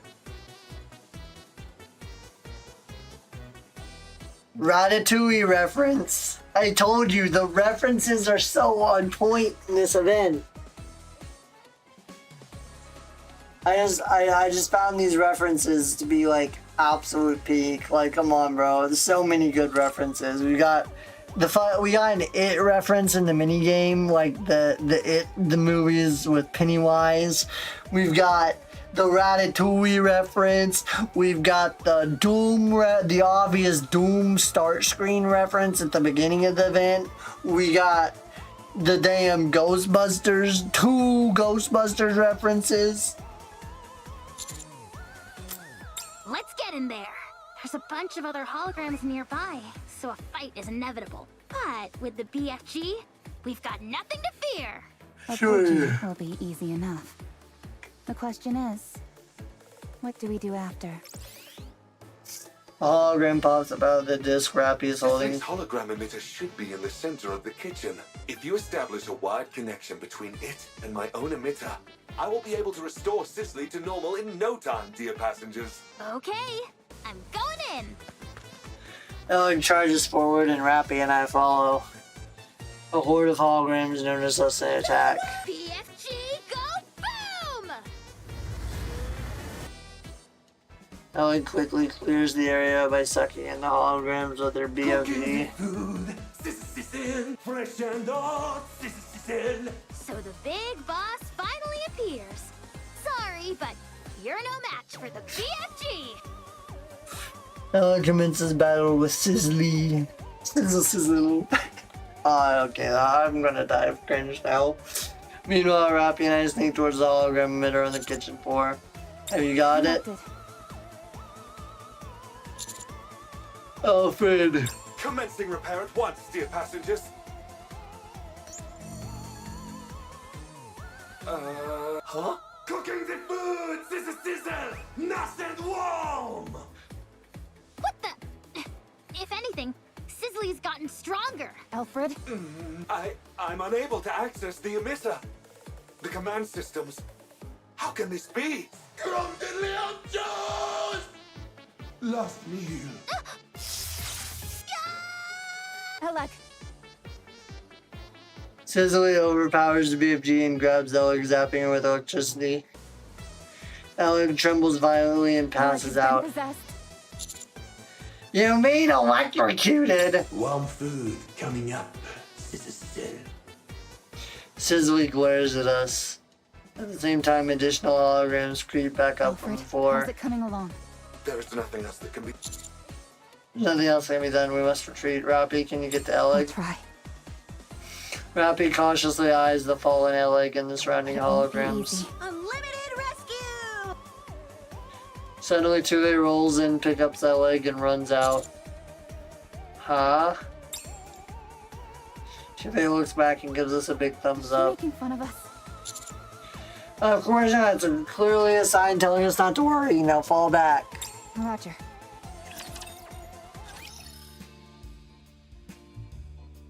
It's clearly...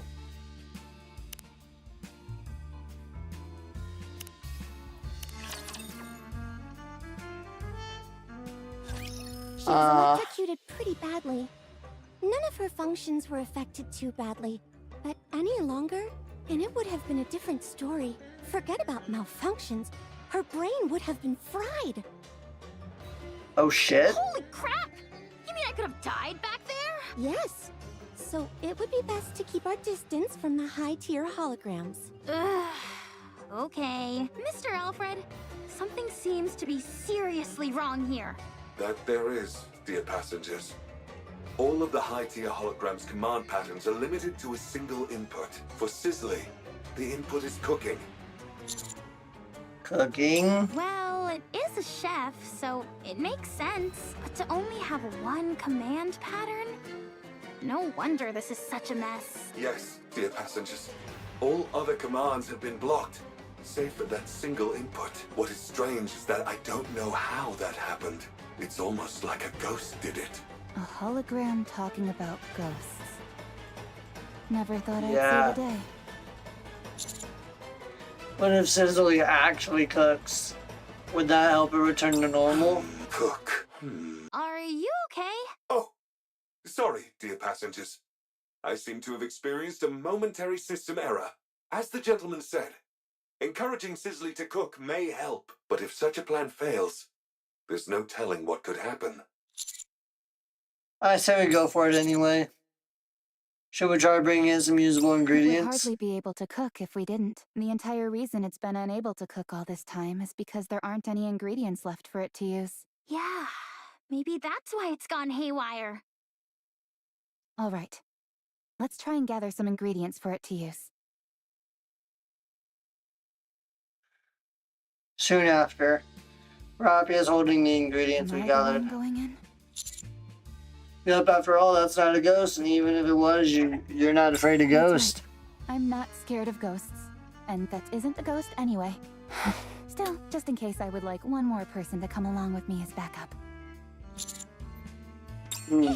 I'll go with you. You already got electrocuted once and you're going back for more. Huh? Do you enjoy getting shocked? No. I like playing with electricity, but I don't like being electrocuted. Oh, got it. My bad. All right. Let's go. Eleg. So basically, what Eleg is saying here is she likes fucking around, but she doesn't like finding out. Am I wrong? You like fucking around, but you don't like finding out. Okay. Rappy and Eleg cautiously approach Sizzly with the ingredients in hand. Why am I yawning so much? I literally I got good sleep last night. For some reason, the other holograms do not pursue them. Sizzly, however, slowly moves towards Rappy and It's Eleg. moving. It's coming right for us. If it shows any signs of aggression, we pull back. This way! Sizzly points at a cutting board lying on the table. Rappy and Eleg, both quaking with fear, place the ingredients on the cutting board. Warm meal, Suddenly, the kitchen lights up. The other holograms set up tools, ignite burners, and start boiling water. Sizzly starts to move quickly with his assistance. We silently watch Sizzly and the other holograms glide about as if in a well-coordinated dance. Soon after, the dazzling display of cooking is finished. An array of plates are laid out on the table Eat for up us. while it's still warm and sizzling. A delicious meal for you. It's a bit Are we plain to going me. to try it or not? I'm a bit hesitant. As a survival expert, I'm well trained in differentiating what's edible and what isn't. I'll try it first. How do you determine what you can and can't eat? If you eat it and get sick, it's not edible. If you eat it and you're fine, it's edible.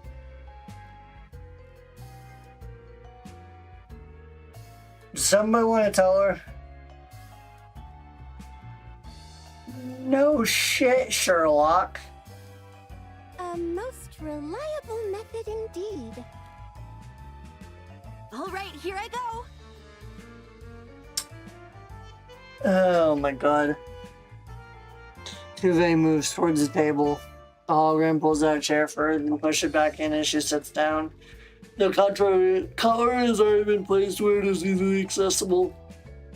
A remarkable service. All you've got to worry about is A eating. delicious meal for you. All right, here goes nothing. It's absolutely incredible. It's like I've died and gone to heaven. Eat up while it's still warm and sizzling. Don't let it get cold. Everyone, come here and try some. We all sit down somewhat hesitantly and dig into a satisfying Was meal. it delicious? Yes, it was. Did you find the meal satisfactory? Very much so. I hope this is not the last meal that we serve you. Do come again, promise? Sure. I promise. Wonderful! Sizzle goes back to the kitchen and starts to clean up. I want to point out that's a bit of foreshadowing. I don't know if it's Sizzle help. Seems like things are back to normal. Yes, but connect me to the emitter anyway, just to be safe. Yes, just to be safe. Will do. It connects Alfred's system to Sizzle's hologram The emitter. issue is resolved, along with some minor bugs. Sisley and the lower tier hologram should no longer pose a threat, dear passengers. Let's I go. wonder what made Cicely calm down so quickly. It was like flipping a switch. It appears that fulfilling its intended task helped. It's like its inner desire was fulfilled. Access authority has been partially restored as well, dear passengers. Rebooting Sisley uncovered some new information.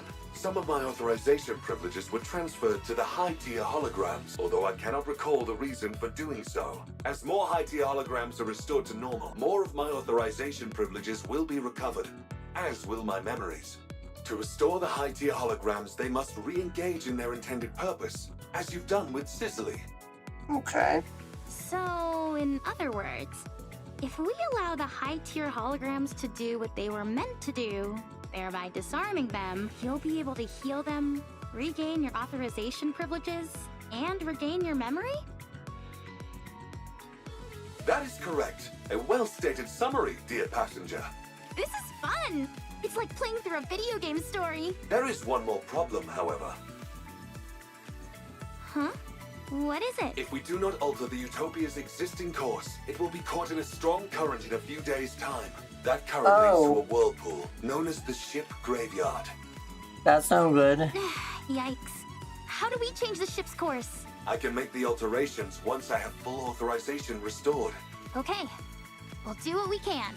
I also have a question for you all, dear passengers. Why did you come here?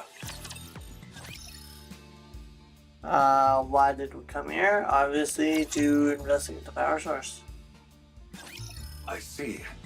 In order to investigate the power source of the Utopia, I must access the energy source data. Unfortunately, I currently lack sufficient clearance to do so. Once I have regained full authorization, I will also be able to control the Utopia and change course before we are swept into the current. Yes, please a nice do. and clear goal. I like it. Let's commence Operation Enlightenment. The closest Let's high-tier go. hologram from our current location is... Fixie. Its role must be to bonk passengers on the head with a wrench. Cinti. In what world would it do that? It's the hologram responsible for maintenance. Yes, I'll take charge. Since it involves maintenance, I'm the right person for the job. Yeah. Good. That feels reassuring. Let's go. Must fix, but don't know why. If it were fixed, no one would have suffered. Fixie is so dumb. Fixie doesn't know anything. Oof. A depressed AI. Oh. An AI with depression. Huh. Not exactly what I was expecting. Yeah, you don't expect an AI to have depression. I wouldn't In either. these types of cases, there's usually something broken that needs to be repaired. Commencing approach.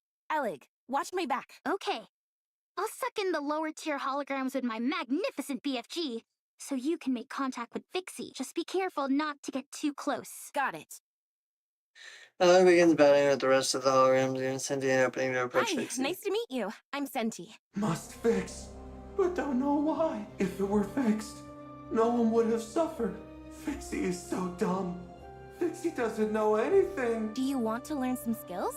If I had fixed it, everyone might have been okay. There would have been warm water, and the heating would have worked properly. No one would have had to suffer. Do you feel your lack of skills made everyone unhappy? The pipes froze. Fixie doesn't know why. The floor started shaking. The exhaust fan stopped working. Fixie didn't learn anything. Fixie didn't learn why everything went wrong. It's Fixie's fault. Everyone was unhappy because of Fixie. Everyone trusted Fixie. But Fixie couldn't do anything. Oh. Fixie betrayed their trust. Fixie. Stop whining, will you? Huh? It's always tragic when mishaps occur due to personal mistakes. But instead of wasting time bellyaching, you should try to learn and increase your skill set. That way, when the same situation occurs again, you'll be able to fix it instead of standing here sucking your thumb.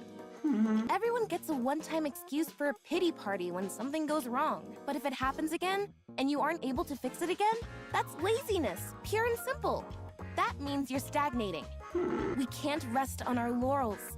Even a small step forward counts. Tell We us, must only Senti, then bro. repay other people for being kind enough to trust us. We must master every skill we possibly can, so that others can have peace of mind. So they feel free to go wherever they please without worry or concern. Tell that dumb AI, bro. Tell it. Tell That's it, bro. something which they've entrusted us with, and we can't let them down. She's giving a life lesson to a hologram. As to be expected from Wither's protege. But Fixie has no way to learn new skills. Without a software update, evolution is impossible. Wow, how pragmatic. Don't worry, I'll impart all my knowledge to you. I'll show you all the latest technology that the Ark has to offer. You're going to teach Fixie skills? You're going to help Fixie? You bet I am. Your crash course starts now. Oh god. 2 hours No, later. not like that. Use your hands for that, not the electric drill. We mustn't rely on machines for everything. Okay, No, that's not it. You can't just rely on brute force. okay. Fixie gets a personal lesson. Senti, even the lower tier holograms gather around and watch transfixed. Another 2 We've hours still later. got a long way to go. You need to memorize the revised edition of welding reactions. Okay. After that, I want you to read this dissertation on stress and weight distribution for various materials. Okay. Is it just me, or is Fixie speaking differently? Oh, is it picking up knowledge, but it's adapting Senti's way of speaking. Impressive. Bro, we're gonna have 2 of them. Another 2 hours later. That should do it. How do you feel? I'll build everything you need. Saw teeth, entire buildings, you name it. I can make it for you. And fast.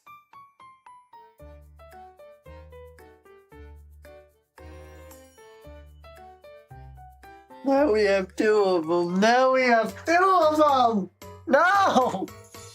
I like the confidence.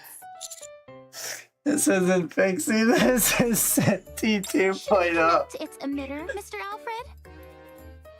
I already conducted the necessary repairs while I was learning new skills. I did not encounter any resistance. This isn't Fixie. This is Senti 2.0. I like it.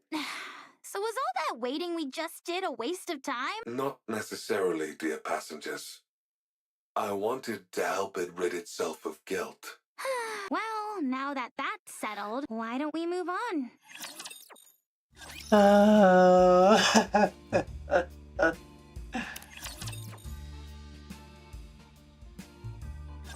Bro, I love how stupid, like stupid it is, but at the same time, it's not stupid and it's funny. Like, it's stupid funny. Oh my god. Having not figured out the trick to dealing with high tier holograms, we quickly get to work. Our next target is the safety hologram detailing. Prepared a comprehensive safety manual for every situation.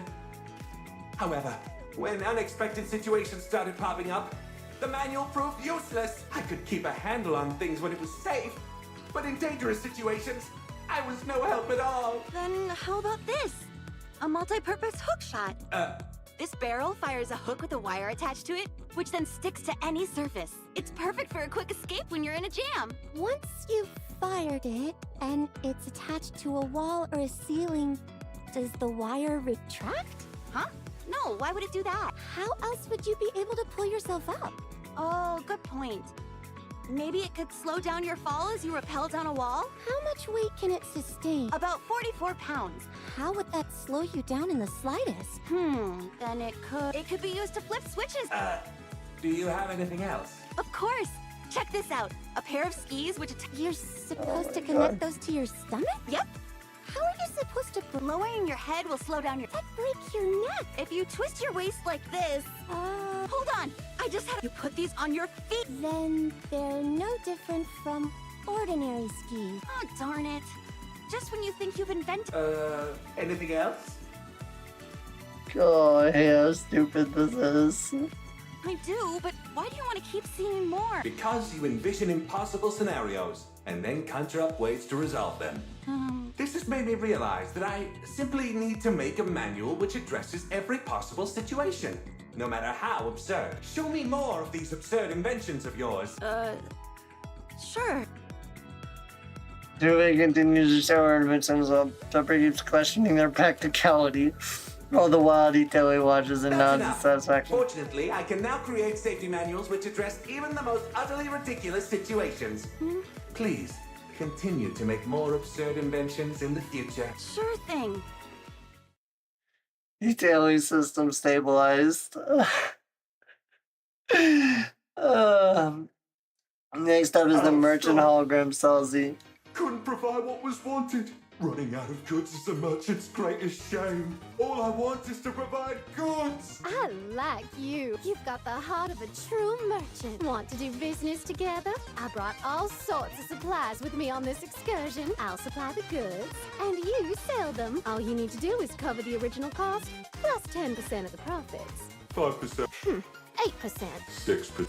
7%. I can't go any lower than that. Deal. Deal.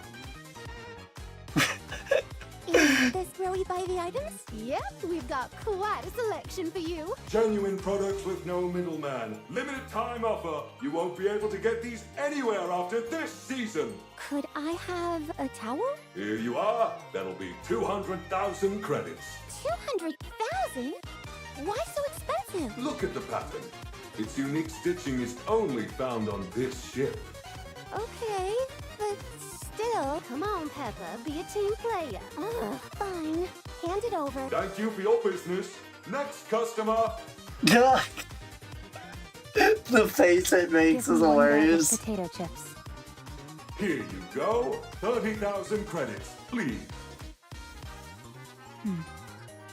Get me the manager. Rappy, this is part of the mission. So we can okay, I want to make something a little bit clear. 1,000 credits. I want to roughly say 1,000 credits is around $1. So 30 USD for a bag of chips and 200 USD for a beach towel. It's absurd. Fine, I'll take it. Thank you for your business. Next customer. I don't know why you even have men's underwear, but I'll take a pair. That will be 500,000 credits.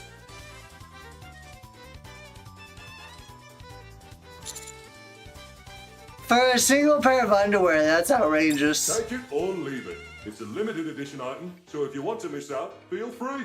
If you'd rather wear stinky underwear, that's your choice. I'll take it, but it's not because my underwear Much smells. appreciated, rookie. This is highway I should have robbery. realized this was gonna be bad when it agreed to Jan taking 7% of the profits. Well, Salesy, how are you feeling? I'm satisfied. This feels like a dream. I'm selling goods and earning money. I'm so happy! You and me both. You both make a great team. You know what a merchant's dream is, Rappy. It's to buy cheap and sell high. That's right. Nothing beats a good profit margin. I'm liking you more and more, Salesy. Oh god, we have to. Let's take some more people for a ride. No, I would rather you not, woman! You bet. Only after we are bled dry by two shameless merchants operating under the guise of fixing the hologram, this Celsi return to normal. I got taken the cleaners. Litter's gonna kill me, spending all my money like that. Don't worry. I'll return everyone's money. Minus the market price of the goods, that is. Huh? Really? You didn't actually think I'd run off with all that money, did you? Yes, we did. A little. It may not seem like it to you, but I don't cheat people. Any merchant worth their salt shouldn't be greedy.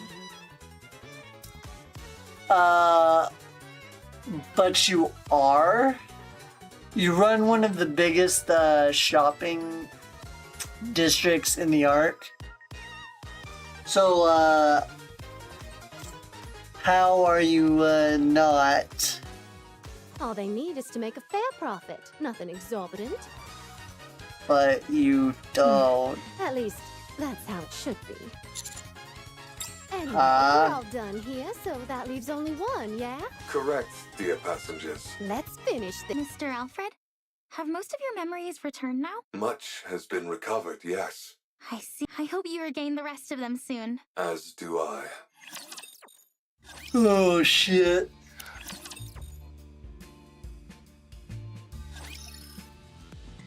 The Championship last bedroom. IT hologram is Nikke. It is the maid responsible for tending to the bedding and ensuring a welcoming atmosphere on the ship. The bedrooms are its designated area. I've seen it, sleeping on sofa. It talked to me. Yes, that is very likely, dear passengers. Its primary function is to ensure passengers sleep comfortably. Since it is unable to provide that service, it is likely waiting in the bedrooms for passengers. Sofa uncomfortable. Couldn't sleep. You're supposed to sleep on the bed. Prefer sofa. Is Miss Nikke alone? There doesn't seem to be any lower tier holograms around. Yes, too many holograms would disturb passengers' sleep. Nikke is quite unique in this regard. In some ways, it has the most important role on the Utopia. I see. I go sleep. If you would, please and thank you. I'm sleep expert. Yeah, all you do is fucking sleep, Frima. Frima languidly saunters over and lays down on the sofa. Media approaches Frima and stands beside her. Her punches stares silently at her. It's like something straight out of a horror movie. Yeah. As expected. Uncomfortable. Can't do it. Having trouble falling asleep? Yes. If it's not a disturbance, may I help? Okay. Certainly. He proceeds to move quickly but calmly. It turns on soft music and lights an aromatic candle. It brings over a warm comforter and dims the lights, bathing the room in a lambent glow. The atmosphere is infinitely more peaceful than it was before. Even I feel relaxed just being there. Comfortable. Is there anything you would like to confide to me? Confide? It could be anything. Something you regret, or a memory of something that you cherish. Whatever you wish to say, I'll listen. This hologram's speech patterns are completely different from the others. That is because the nature of its job is different, dear passengers. Nothing to say. Is there anything you regret? Not saying. Try speaking calmly, without any emotion, as if it's someone else's story. It will help you sleep better.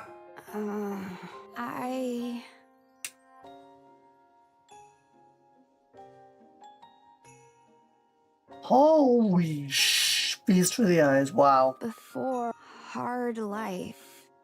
And yet, You're still here. That's very impressive. But life too hard. Many people hurt. That's unfortunate. When I try, things go wrong. Try harder, only worse. There are times when things just don't work out. Friends tell me, stay still, don't do anything. So I don't. I just sleep, don't hurt anyone. No one hurt. Satisfied. Sleeping is... Amongst the tranquility, only Frima's breathing can be heard. I kind of love this too because this provided so much more depth to Frima than was previously ever shown. Like, if we look at Frima's Bond stories and Frima's brief encounters, yeah, she has a little bit of depth to her, just like all the other characters, but oh my god, I love how much that little scene right there infinitely deepened her character. Like, it's like a whole nother side of her that hasn't really been shown. Like, because it was never, like, explicitly stated why she sleeps so much. And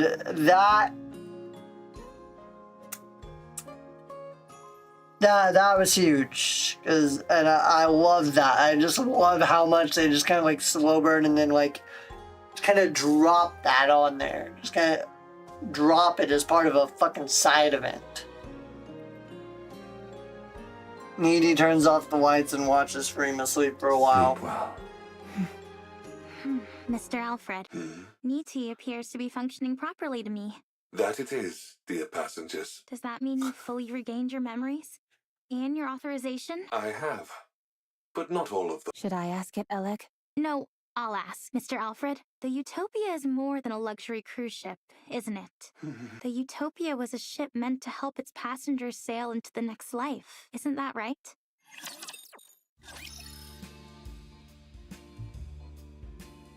Almost like...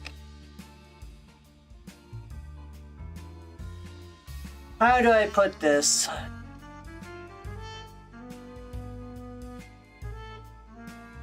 How hospices and nursing homes, hospice on a cruise ship, I guess. The luxury cruise ship, Utopia, is a vessel that set sail 2 years after the first Rapture invasion. Okay, first Rapture invasion was 10 years before the start of the Red Ash. Red Ash was 100 years before start of main campaign. Main campaign has been ongoing for roughly not quite 3 years yet. We'll estimate 2.5 years. We'll go off 2.5 years, so it means it set sail roughly 110 years ago. That's a long ass time. At that time, the ocean was safe from Rapture attacks. However, the goal was not survival, but to provide an environment to face the end of one's life without fear. Just like at the amusement park. Okay, here the amusement park is referring to the events, the no caller ID event. I heard many people made that choice back then. The Utopia was outfitted with all manner of accommodations, as well as top-class facilities. AI holograms were provided to ease the burden of the crew. Every day, there were parties and events. A true utopia. But the supplies lasted 1 month. They were never meant to last longer than that. After the final opulent gala, the Utopia switched to minimal power. The final choices of the passengers varied. There were those who chose to enter eternal sleep, and there were some who resisted. angry, or saddened by the destiny foisted upon them. Eventually, however, the end came for everyone. After that, I gathered all of the passengers and drifted around the ocean until the power ran out. That is when you all came along. These high-tier holograms weren't here originally, were they? Gotta love how shit gets depressing out of fucking nowhere. Always. Every time. I literally asked this when this event first dropped. When the event first dropped, I went to my friend and I was like, okay, what flavor of emotional damage are we going to be dealing with this time? Turns out I was right. We're dealing with some emotional damage. It got depressing out of nowhere, like I knew it would. That's correct. I oversaw all aspects of the Utopia myself. That explains why you'd regain more memories every time we interacted with them. I thought that was odd. That means these high-tier holograms are fragments of yourself. Precisely. I helped the passengers in various ways at the end. I tried my best to provide the perfect last meal. I hoped they would get the most out of the facilities until the very end. I wanted to make sure there were no accidents. No matter what, provide any and all items that were needed. And when they eventually met their end, I did everything I could so that they could face it without fear. But despite all my efforts, it didn't work out. I ran out of ingredients and wasn't able to provide a proper last meal. Many of the facilities broke down due to a lack of safety testing. Accidents were abundant. I didn't monitor the ship's inventory correctly, and thus wasn't able to provide many of the items passengers desired. When they met their end, it was with fear. And that's my fault. I'll never forget the disappointment in their eyes, even as they insisted it was okay. When I served them inferior food, their forced smiles as they shivered in the cold shower because there was no hot water, joking how cold showers are good for the body. Once, after being hit by a pipe that fell from the ceiling, someone good-naturedly claimed that bleeding is good for circulation. I'll never forget their face. Even when I ran out of toiletries, they would proclaim that bathing too often wasn't good for you anyway. Those words are burned in my memory. God damn, they were all. What the fuck? I'll never forget those final, fear-stricken expressions of the passengers in the moments before falling asleep. I told you, bro, it's always the emotional damage, bro. Because, like, they always manage to, like, frame it in the most emotionally damaging way they can. It's just like, oh yes, and details. Punch to the gut. God, we all remember Marion, don't we? Oh, fucking hell. I curse the one who made me. Why did they make me an AI capable of reliving such tragic memories? Why did they make me capable of thought?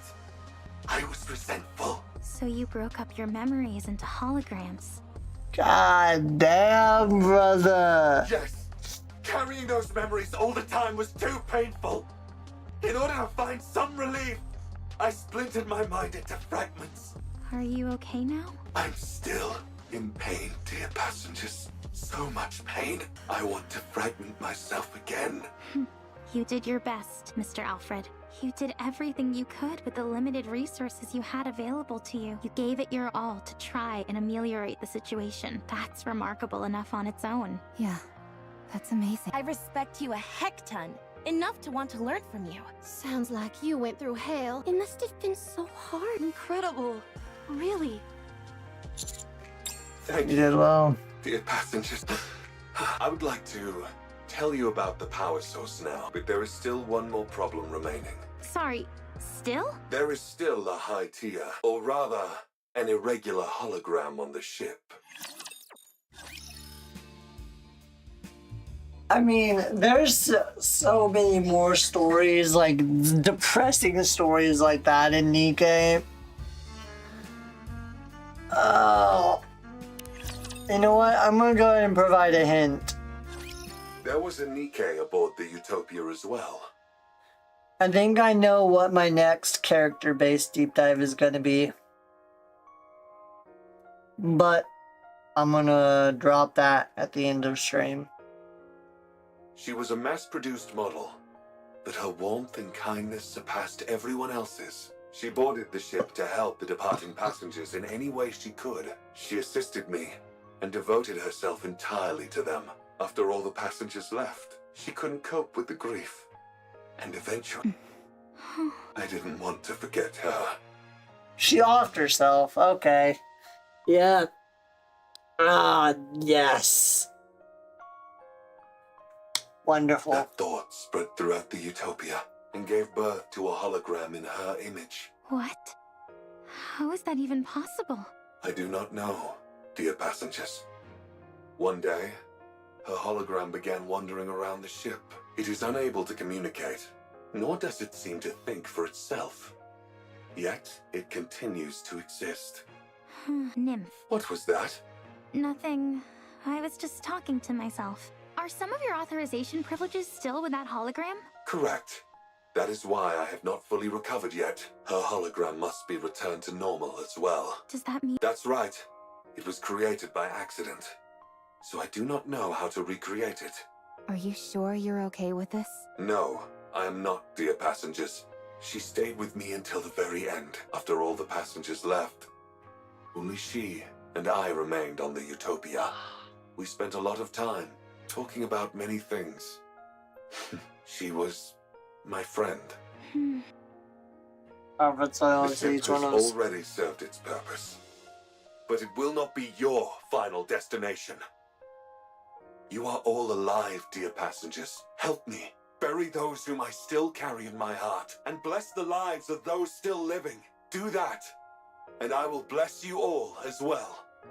Please, help me give her an honorable send-off, the one which she deserves. Alfred. All right. We'll be sure to give her a proper send-off. Oh. You begin moving towards the location Alfred indicated where the hologram might be. How does a hologram manifest entirely on its doesn't. own? It's impossible. Then does that mean... No, there's no way. No, it's not a ghost.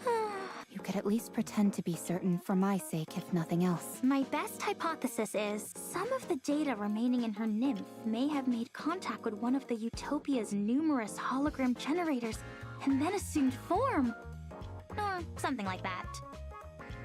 I will yet again provide context for those of you who are not aware. Nymph stands for neurally implanted machine for the protection of humans, or NIMPH, nymph. It is a nanomachine implanted in the brain of Nikkes that serves two purposes: limits or controls their behavior, and two, backs up memories and regulates the brain in a sense, so that they can live for hundreds of years without forgetting things. They can live without trauma, and they can also stimulate the brain. It can also be used to memory wipe the brain and be used for a lot of things. Is that possible? But they possess an infinite amount of data in them. I'm not sure. There's still so much we don't know about Nymph. And unironically, they know almost nothing about I'm Nymph. simply saying that's the most plausible theory. You seem adamantly opposed to the supernatural, Ellen. Darn right. To assert something like that exists without giving a good reason is just unfair. Unfair? What do you mean? Ghosts are supposed to levitate, pass through walls, and teleport at will. They're the ultimate when it comes to transportation. And yet, despite being intangible entities, they can also lift objects. They get all these cool abilities and fly in the face of science. I can't stand that. Humans have worked so hard to achieve powers similar to what these ghosts wield naturally. Why do ghosts get all these powers for free? It's totally unfair! I suppose if you worked incredibly hard for something, and someone else treated it in a cavalier fashion, it would seem unfair. You see, that's why I don't believe in ghosts. Or rather, why I choose not to believe in them for my own sake. Pretty dumb, but you know what? Makes That's sense. a unique way to deny their existence. Usually, people aver that they don't believe in ghosts due to finding the entire concept unscientific. When it comes to science, there's still so much that we don't know. For real? We like to think we're at the epicenter of technology, that we have a full grasp of it and how to apply it in every facet of life. But the truth is, most technology and scientific information remains unknown to us. Call me crazy, but I don't see the rationale in using one unknown to supposedly disprove the existence of another. Fair enough. Anyway, what's the name of the hologram we're looking for? It would be like comparing the ocean to space, I guess.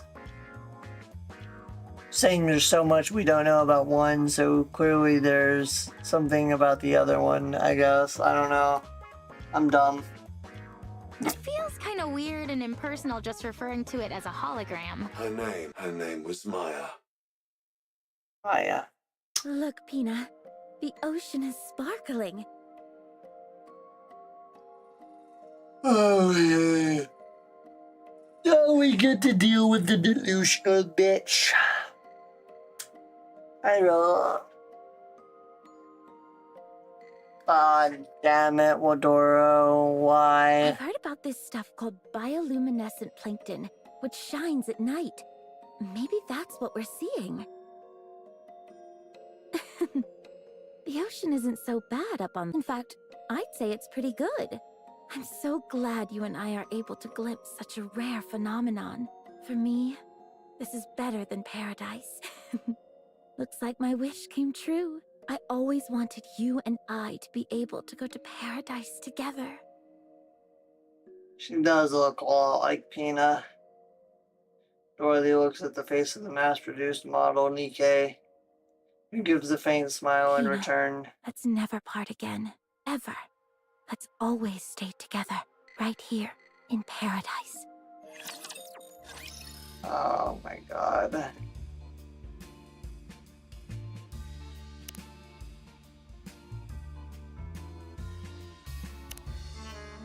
Oh.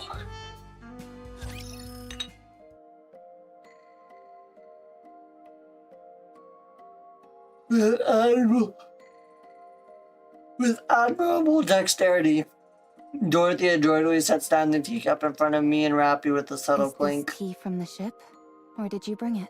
I brought it.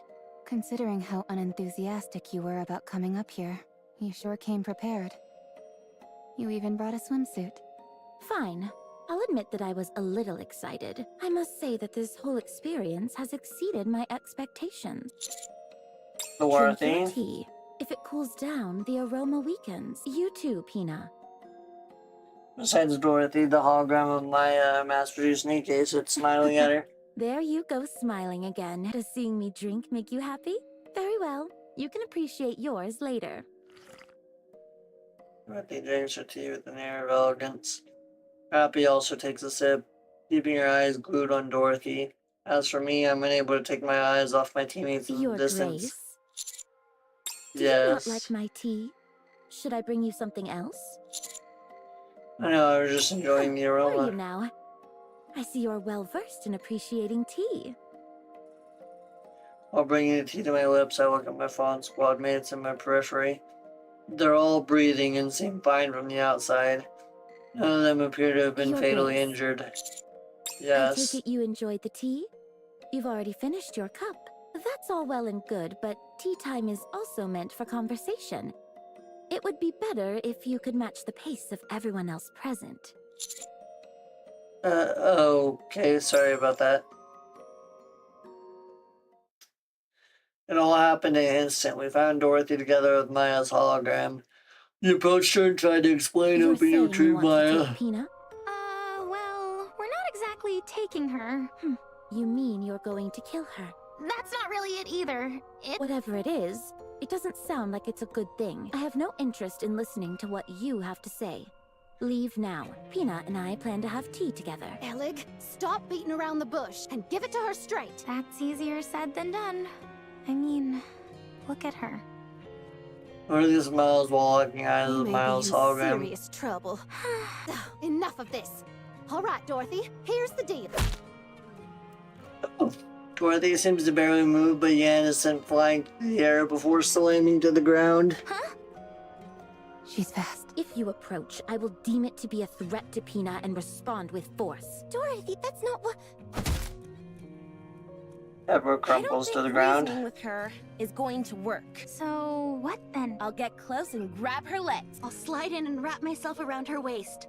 I'm confident I can do it. I hold arms. Okay. While you... Indeed, too very free my know You all guys collapse to the really are ground. incapable of whispering, aren't you? Just like in the boat on the way here. Why are you all being so cruel to Peanut? Don't tell me you two also. No, the commander and I came here for a cup of tea. Rappy, you sly dog, you sly dog. Oh yeah, we've been wanting to relax for a moment, but didn't have any tea. Is that so? Then have a seat. I'm glad I came here.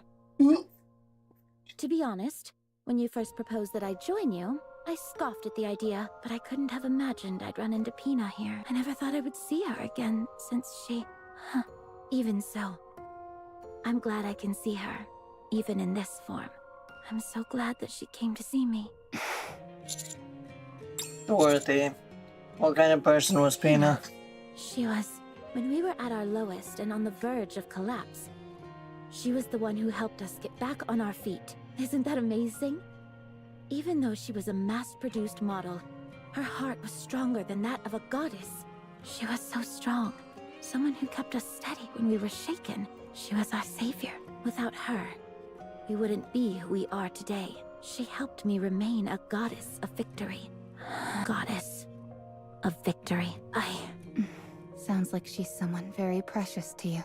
Oh yes. Very much so. Just as you have Red Hood, I have Pina. Dorothy, you're not thinking straight right now. That's not Pina. You need to snap out of it. Okay. Now let's do her straight, I appreciate that. What? Be Person stop. beside you is Maya, the Nikke who died aboard the Utopia. It's just a hologram. I don't know what kind of Nikke Pina was. But considering she was also a mass-produced model, perhaps there's a resemblance. No, it's Pina. No, it's not. Yes, it is. Look carefully. You know it can't be true. How are you so sure? You never knew Pina. No, I didn't. But you did. So look carefully. Look closely. Dorothy stares along her heart at the hologram of Maya. Pina? Be honest. Dorothy slams the If we table. don't retrieve that hologram, this ship will be caught in a dangerous current. Get out of my sight. We will be pulled into a whirlpool. Everyone will die. Don't say another word. Just go. We don't have time for this. I don't want to talk to you anymore. I'll say it again. That's not Pina. I said shut your mouth. Dorothy lunges at Rappy. Rappy crashes in the deck of the Utopia. The wooden boards around her shatter. Rappy struggles to her feet. Dorothy walks slowly towards her. No one can take Pina away from me. That's not Pina. If you say her name one more time, I'll make you regret. Pina. Pina. Pina. Pina. Okay. Anyone could tell that's not her. And yet here you are, twisting things to fit your own warped delusions and making things difficult for us. And you wonder why I call you Snooty Dorothy. Damn! Oh god, okay, goddamn, you tell her, Rappy. God, I'm so finally happy to see Rappy standing up for herself, and God, I love the new Rappy. I mean, I loved old Rappy. I loved old Rappy. She was cute and all and shit. I always wanted to see her cut loose. Goddamn, this speak. Absolute cinema. Go off. Go off! Tell her what the fuck is what. Tell her what's what, bro. How dare you! Dorothy lunges at Rappy. Rappy also gets up and lunges at Dorothy. They collapse into each other and collapse into the pool, which is only shallow and only knee-high. Both of them are unarmed, so they resort to their fist. Acting so smart and sophisticated when you can't even use your own eyes to see what's in front of you. That's why everyone calls you Snooty Dorothy. You don't understand anything. You've got to say a proper goodbye. You have happy memories to look back on. Stop acting like you know everything. Stop tickling me and punch like you mean it. You may look different now, but you're still as weak as you ever were. Rappy and Dorothy keep trading blows. I can't find a proper opening to intervene. I've never seen things get this heated between them. This is bad. No, it's not. Alec, I thought you might have been killed. No, but I wish I were. Everything hurts. Anyway, can't you do anything to stop these two? At this rate, one of them is liable to get killed. I think you're right. I'm sturdier than you and certainly stronger, so I'll... Huh? Amidst a barrage of blows and groans, Maya's hologram walks forward slowly, smiling all the while. Eventually she stops in front of Dorothy. Rappy, who is about to throw a punch, hesitates. At that moment, Dorothy's punch goes straight through Maya's hologram and lands squarely on Rappy's jaw. Rappy falls to her knees. Dorothy looks down at her coldly. I rush forward. No! I launch myself forward and wrap my arms around Dorothy's waist. Let go! Stop this. What are you doing? I said let go! Unlike the other Nikkes, I can attack humans. If you value your life, let go of me. Such strength! You lied. Rappy shakes her head and regains focus. She glares up at Dorothy, who is towering over her. You knew it wasn't Pina.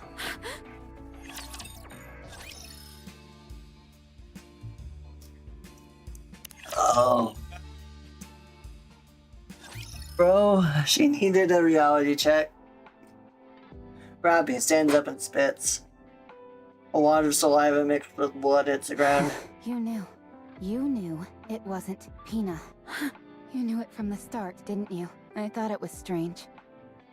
Sure, you have a temper from time to time, but you're usually calm and sensible enough.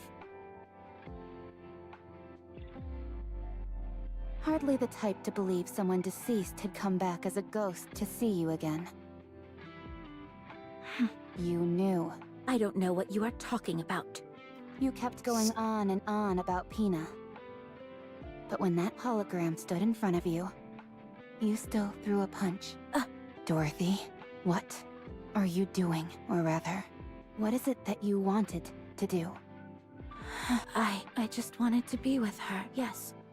I knew it wasn't her all along. I knew this was just a hologram and not a living Nikke. But even so, I wanted to do the things that I've always wanted to do. Taking a walk, drinking tea, shopping, and enjoying the scenery together. That's all I wanted. Even though you know it's not her.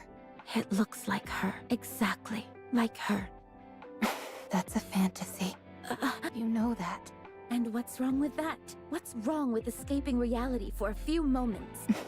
I knew that this wouldn't last forever. I know that it's all a lie, but what does it matter? For a while, I wanted a respite from those painful memories. Is it so wrong to want to flee from reality for a while when it hurts this much?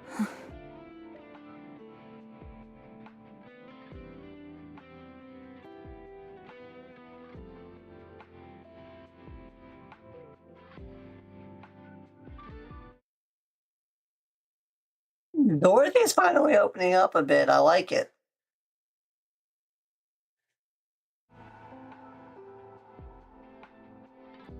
Damn, this is great to witness.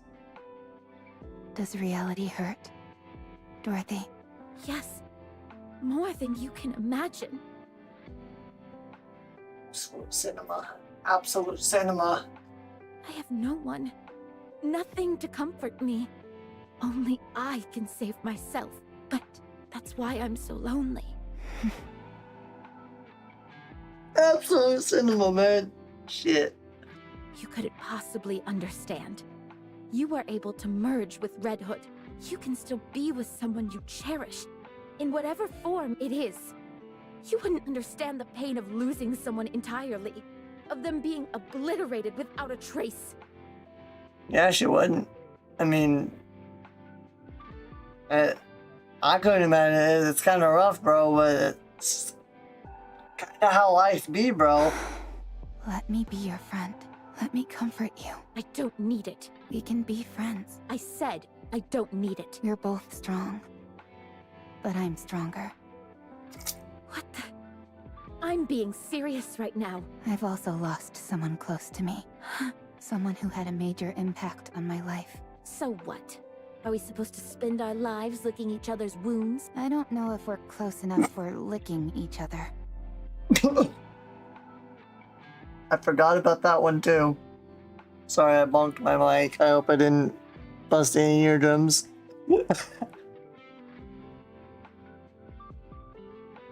I forgot about that line. Are you even listening to what I'm saying?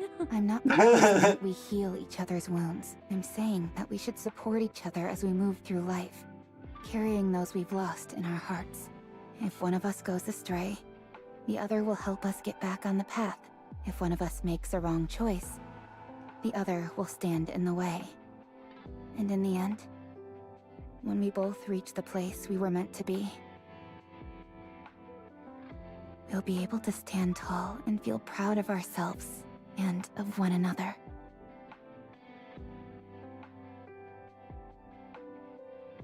Why are you prattling on like this when you don't even know what I'm after? You're right. I don't know. Will you tell me? If you knew, you'd only try to stop me. You're right. Since we're friends, and that's what friends do. They stop people they care about from making bad choices. I'm sorry to interrupt, dear passengers, but the Utopia is about to be pulled into a current. We must hurry. Eleg, please take care of Maya. Eleg is already standing before Maya's hologram, the muzzle of the BFG pointing straight at it.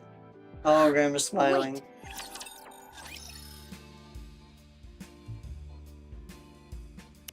Okay.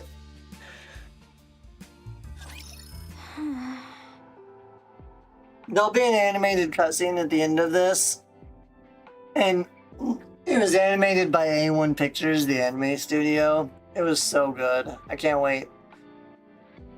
Can't wait to see that with y'all.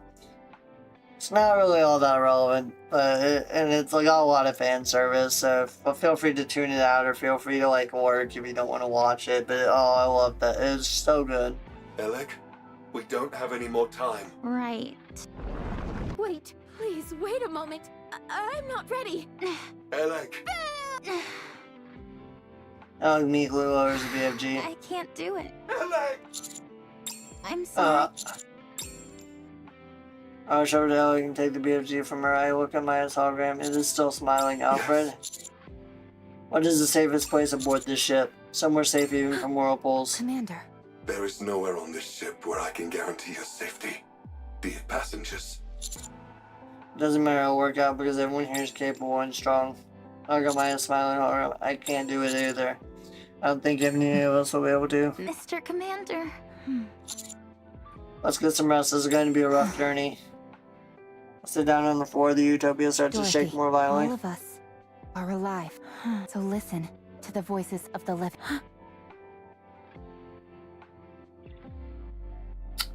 She just unironically copied one of Dorothy's lines that Dorothy said to Rapunzel back in the events of Overzone. That is literally almost the exact same line that Dorothy gave to Rapunzel in Overzone when Rapunzel was overcome with depressing thoughts regarding all their dead comrades. Pretty much exactly what Dorothy ended up saying to her, and now it's being repeated back to her. Pretty big impact. And it's being repeated nearly 80 years later. By a different person. But they are no longer with us. Getting yourself killed won't mean you'll get to them again. You want to hear their voice again, but you can't. We cannot see or communicate with the dead. Listen to my voice. I'm asking for your help. I'm right in front of you, living and breathing, talking to you. And I'm offering my hand. Take my hand. One that's living, and get up. See? Told you. That was a flashback to the Overzone event. I love how so close, all intermingled all of these are. Yes, that's right. Dorothy approaches me, she holds her hand out. Give me the weapon. Are you sure? I'm the only one who can do it. I hand over the BFG to Dorothy. Dorothy holds the BFG and stands Dorothy. before the hologram. Miss Dorothy. Dorothy looks at Pina. Pina. Pina only responds with a I've been smile. living in the past, tormented by guilt, unable to take a single step forward. I'd always wonder, what if I hadn't left you alone? If only I hadn't pulled the trigger? If only I hadn't given up on you? Would things have turned out differently? I haven't been able to extricate myself from the past. Oh, how I've wanted to go back to the time I was loved, when I was capable of love. But the desire for revenge is all-consuming. If only I hadn't seen that sign. If only I had crossed paths with a rapture. Or a lost Nikke, and not a damned sign mocking us. I've become ugly and twisted, but I have no regrets. Because I can't forgive. But even so, if you had been with me, I'm sure I would have made a different choice. I miss you, Pina. I always will. Farewell, my precious wings. Okay. I want to provide more context to that as well. So, at the very end of Overzone, when she finally left the Enclave, the outpost that was meant to defend the Ark, or the door to the Ark that was being sealed, when she finally ended up leaving that place, the first thing she came across was a sign talking about the Ark. And I think that was another turning point for her. She was already pretty fucked up in the head and pretty fucked up before she came across that sign. But when she came across that sign, all thoughts turned to revenge. Pina disappears. And so does Maya. All authorization has been restored. Rerouting ship now. Dear passengers. Abnormality detected in power source. It's a rapture.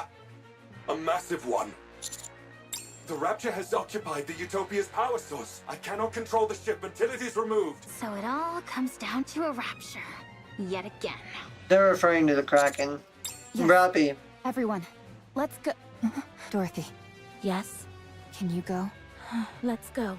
I need an outlet. Initiating manual override of the power source. The provoked rapture will reveal itself soon. Please, head to the deck, dear passengers. Let's go. Deck of the Utopia. The once calm ocean is now churning. Before as the massive rapture reveals itself and stares upon the ship. Kraken. It's huge. The core must be massive as well. Let's take this thing down quick. Dorothy, Eleg. On it. Let's go.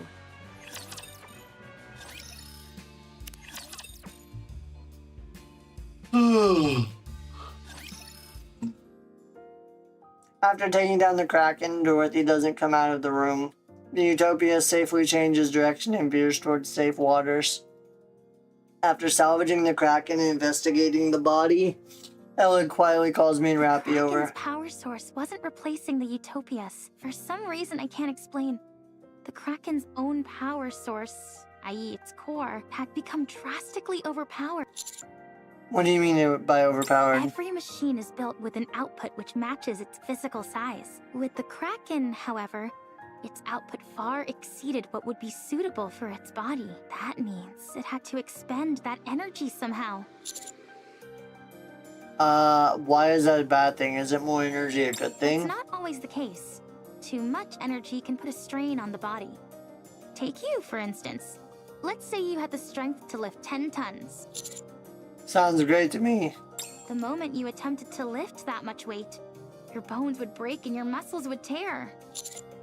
In other words, machines and living things alike need output levels which roughly correspond to their body. But this Kraken didn't have that. Therefore, it had to offload its excess energy somehow, and it seems it chose the Utopia as the outlet. That's how the holograms on the Utopia ship were able to remain functional. For better or for worse. If this had happened before all the passengers passed away, the outcome would have been different, but it's pointless to dwell on hypotheticals. So this Kraken was unable to contain its own power and went about indiscriminately expelling the excess That's energy. right. As far as I can tell, parts of its body became holograms simply as a way to burn excess energy. Any guesses as to why the output became so large? It's hard to say. We encountered something similar to this once before, but we never figured out the cause. I guess it proves that, once again, things like cores can't be trusted. Maybe I'm overthinking, but if time did this to the Kraken, what does that mean for the Ark? And how much time it has left? Okay. I thought dwelling on hypotheticals wasn't good. Sorry, I got lost in thought for a moment. Okay. This we need to provide context to as well. So, which y'all may not know, I covered this a little, but even in my lore deep dives, I haven't covered this in a large capacity because there's just not enough to cover in a large capacity yet. But Eleg's main duty as part of the squad Electric Shock, her main primary duty is to try to find a second power source for the Ark, like a new power source. I'm going to switch over scenes. So, her main duty as part of Electric Shock is to try to find a new power source for the Ark. You want to know why? It's because she's also scared and does not trust the Ark's current power source. Why is that? Because it was revealed in the Footstep Walk Run event, as well as hinted at in the main story chapters before that through a flashback in chapter 26, and then revealed in the Footstep Walk Run event, that the power source for the Ark is a gigantic rapture core that if I were to give her an accurate size, I would say about the size of a football field in width, maybe, and circular and large. So it's ginormous. A ginormous rapture core. And it's connected to another power core, the exact same as it, that powers the lift, which is the space elevator that leads up to the space station where the first Rapture Queen resided before it was cut off.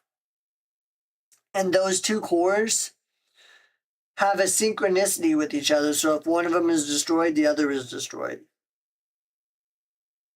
And, yeah. It's a very dangerous and unknown power source. And it's what's powering the entire Ark, which is an underground city roughly the size of Seoul, South Korea. And it's been powering that city for, what, over 80 years now? Yeah. Ellen doesn't trust it. And especially after this, she's like, if time did this to the Kraken, What does that mean for the arc? Kind of a dark thought to dwell on. Anyway, the Utopia is running fine right now. We'll soon arrive at a point where we can return to the Ark. Good, that's a relief. Now the only question is what we're going to do with the ship. Actually, Alfred says it has something to say regarding that. It wants to tell us all at once, though, once we've gathered. Alright, let's go. As we walk down the hallway, a loud banging on the door can be heard. What are you doing in there? I said come out! I would suggest refraining from violence, as it's hardly conducive to survival. How are you not pissed off about this? No one got hurt. All she did was knock us out. You say it like she did nothing wrong. Noisy. If you keep hitting the same spot, you're gonna break the door. Try knocking 10 centimeters to the right. Oh, thanks for the tip. Are you not coming out? So you're gonna beat us to a pulp and then lock yourself in your room? Don't you have any manners? What is all this ruckus? Oh, hey guys. Eon wanted to confront Dorothy for what she did, so she asked us to meet up here. Why didn't you call me? You didn't get hit by Dorothy. You're right, I didn't. That's because I used my words. I love how smug she is now. Eek. She didn't even give us a chance to talk it out. Dorothy is probably going through a lot right now, so maybe can we do this later? I said come out! The door opens. Dorothy stands behind it and stares at Jan. Is kicking people across the room a polite thing where you're from? I'm ready to throw you up and down this entire ship. And if you don't think I don't have it in me, try me. Come in. Dorothy turns around and walks into the room. We follow behind with no small amount of confusion. Inside there are chairs and teacups prepared for each one of us. Dorothy sits with a dignified air and looks at What us. is this? Drink. Dorothy sips her tea. Everyone hesitantly takes a seat and sips the tea. This. Do you like it? I guess. But you call this an apology? Wow, the aroma is really nice. I've never smelled anything like it. Good. Better with cream. I wonder what plant this is. As a survival expert, I'm sure I can take a good guess. I'm not expecting much, but go ahead. Is it a red-horned deer mushroom? Those are poisonous. This is magnolia. Where did you get this? You're familiar with magnolia? Of course I am. And this is no imitation. This is the real thing. You can't buy this stuff. Did you smuggle it from somewhere? I'll give you some when we land.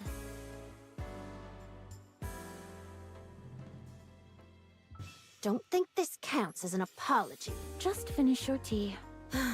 She refuses to say sorry even once. Fine. Give me another cup. You two are like a pair of kids fighting. They really are. After the minor imbroglio, everyone except Dorothy meets in the control room. Alfred speaks in its usual cheerful Once it tone. reaches its destination, the Utopia will cease to operate. This will be its last voyage, dear passengers. What? Thanks to Eleg's help, the core efficiency has improved and the generators were upgraded. However, many of the systems here are antiquated and cannot be repaired. There must It be is a way. fine, dear passengers. Once the passengers were all gone, the Utopia had fulfilled its purpose. This should have happened long ago. Whatever needs to be fixed, I'll fix. If I bring litter along, Thank you for the offer, but you must know how difficult it is to send materials to such a remote location. This is also a massive cruise ship, nearly the size of a small city. We must put to rest those who remain in our hearts and bless the lives of those still living. In departing, we offer our blessings to all those who were aboard this vessel. Until then, however, please feel free to enjoy everything the Utopia has to offer. Dear passengers, delicious meals, luxurious amenities, a safe environment, abundant supplies. comfortable sleeping quarters. Everything you can possibly want can be found aboard the Utopia. The Utopia. Enjoy your life to the fullest on this paradise at sea. Woo! Let's boogie! Oh yeah, it's party time! Let's cut loose and have some fun! I'm going to the pool first. Oh, let's go together. Should I bring some alcohol? Absolutely not. I'll fully map out the cruise's structure, with plenty of snacks piled next to me, of course. Sleep on cruise. Wish fulfilled. Let's go, Commander. Let's enjoy everything the Utopia has to offer. Okay. Let's go We must enjoy. put to rest those who remain in our hearts. Epic peak incoming. Bless the lives of those still living.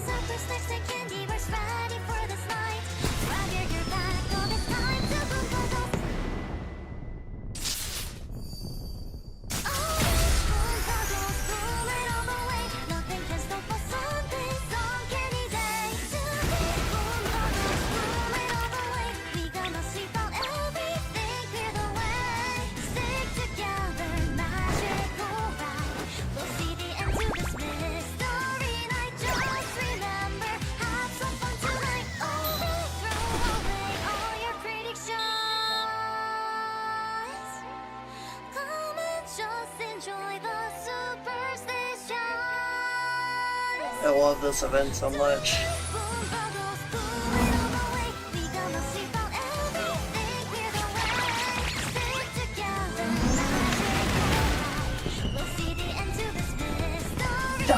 That is what I went for this entire event. That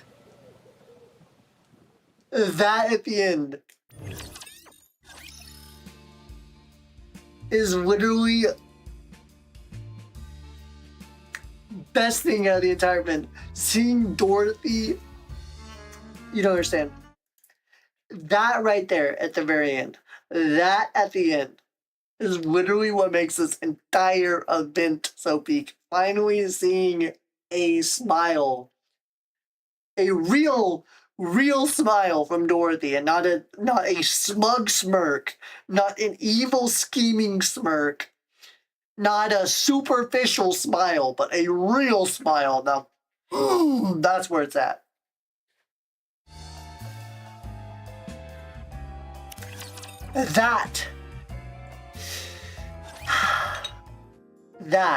That real smile from Dorothy at the end. That is where it's at. Yes. With admirable dexterity, Dorothy adroitly sets down the teacup in front of me and Rappy with a subtle clink. Okay, I wanna point out this cutscene takes place after we arrive back at the Ark. Rappy and I are drinking tea in Dorothy's room. How do you like it? It's nice. I like it. It smells wonderful. I take another intend sip. on taking the Ark. Try and stop me. I'll do just that. With everything I have, because I'm your friend. When you stood in my way back on that ship, I felt something. That feeling helpless before towering, overwhelming masculine strength feels kinda nice in some ways. Oh my god, Rappy. Excuse me, what woman? Sorry, bad joke. You don't have to look at me like that. Please, continue. I realize that if there's someone to hold me back, I might not make the wrong choice. And what would that be? Ending your life, for starters. If your grace hadn't stopped me, I would have killed you. What are you talking about? I'd have taken you out long before you had a chance to kill me. Anyway, It's good to see that you realize fighting me is the wrong If I killed a highly revered member of the Special Commando Unit, I would undo everything I've built thus far. That is what I meant when I said it would be a wrong choice. Okay, so you're still a scheming bitch. Dorothy, what are you doing with the Ark? Forcing it to make a decision. What do you mean? At some point, the Ark will be confronted with a choice. Many things will have to be abandoned. When that time comes, the question is, what will it abandon first? This is giving me major Crow flashbacks. Major Crow flashbacks. And all my homies hate Crow. I like Dorothy. We love Dorothy here. But Crow is just an evil bitch. I hate Crow. And I don't like this gives me Crow flashbacks. Because the invasion of the Ark was all her doing. Oh, all my homies hate Crow. Enough with the dramatics. Speak English. I am waiting, Robbie, and I do so with joy. When the time comes, you will be forced to make a choice as well. You will have to decide whether to stand in my way or stand with me. And are you sure you're not making the wrong choice here? Positive. Can you tell me what the right choice is? I'd rather not. Can you at least give us a hint? I said no. Deputy Chief's office. I'm sorry, but there's not been anything significant so far.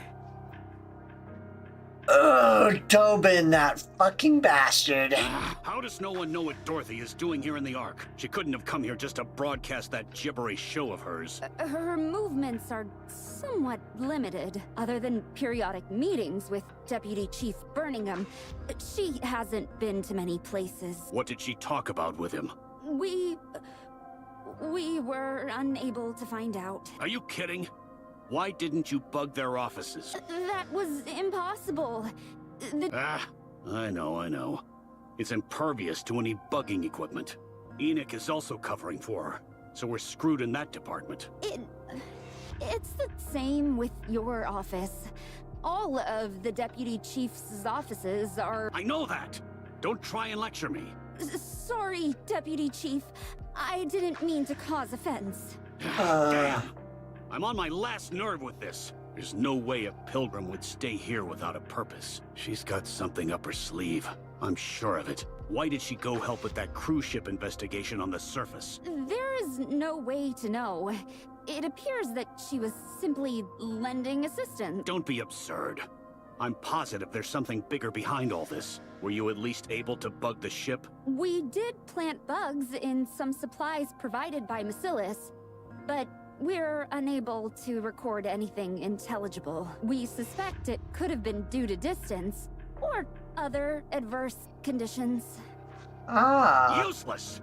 Completely useless, all of you!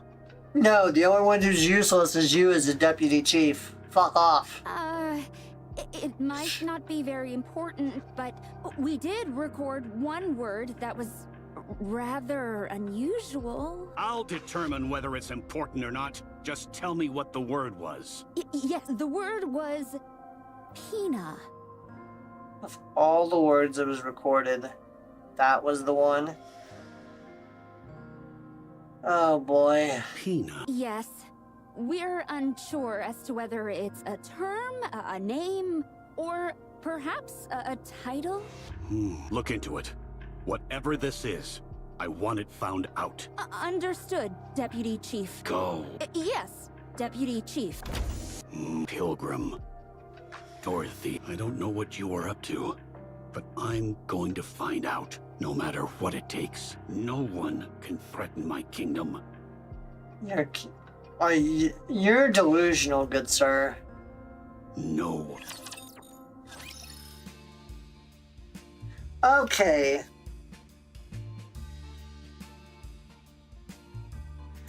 There's a lot to unpack here.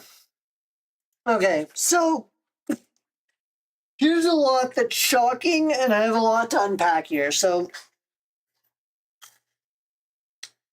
well, that's shocking. So it's been revealed to the commander and the counters now. Dorothy's true goal is not to destroy the Ark anymore. It's not to destroy the Ark. It's seemingly to take the Ark for herself.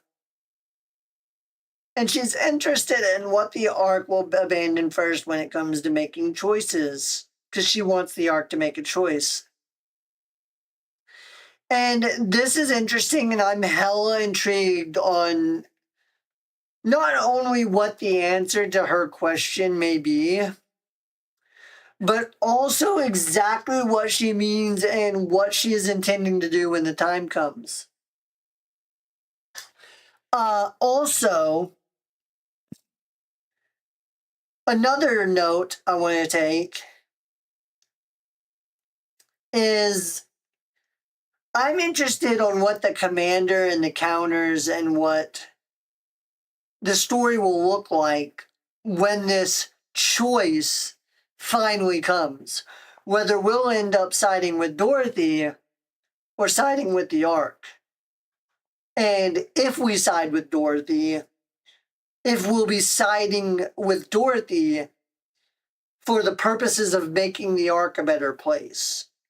There's a lot of questions there. That's a whole dilemma, and I can't really provide any context to that or further details on that because that's all foggy. I'm really interested to see where that goes.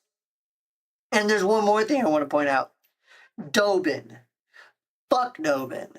I did not expect Dobin to be mixed in with this at all. And I feel like Dobin is such a cut and dry villain kind of guy. The only way his character can get more interesting is if they reveal somebody's pulling his strings like a little puppet, and they do so in a very intriguing and interesting way.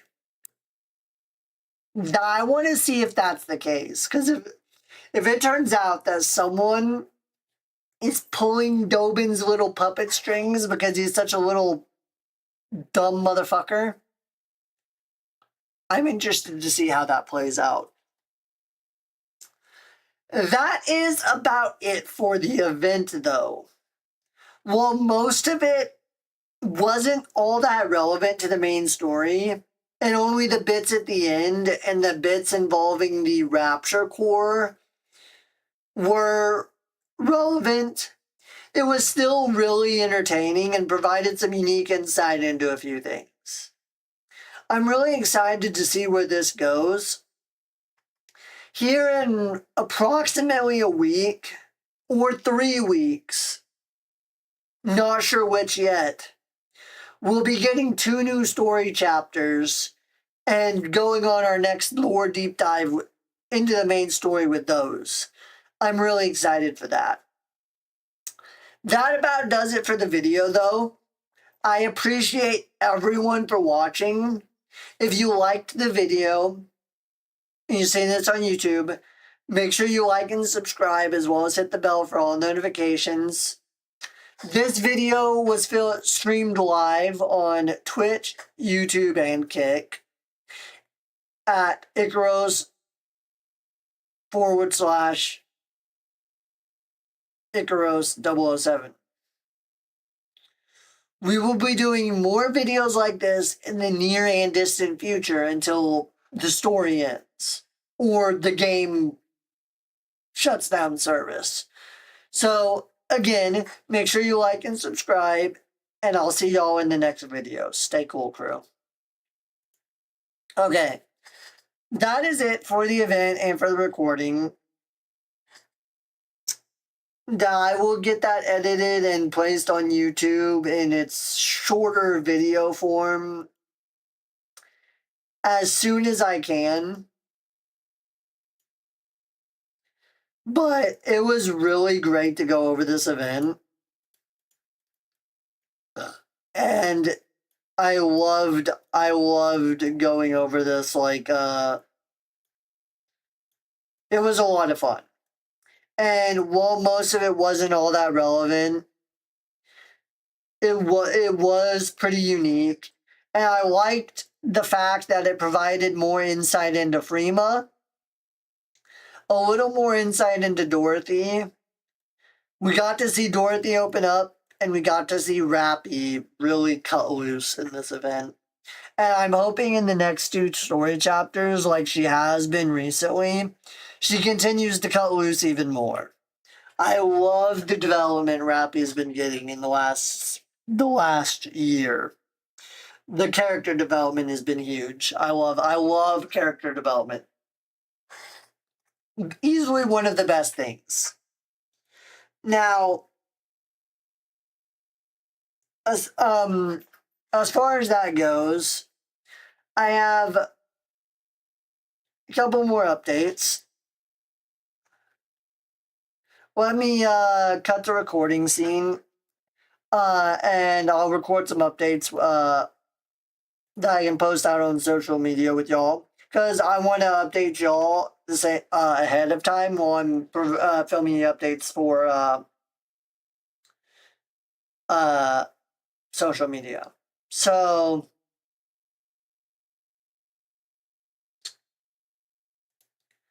as for the updates, we've got that video finished. That lore deep dive was fun.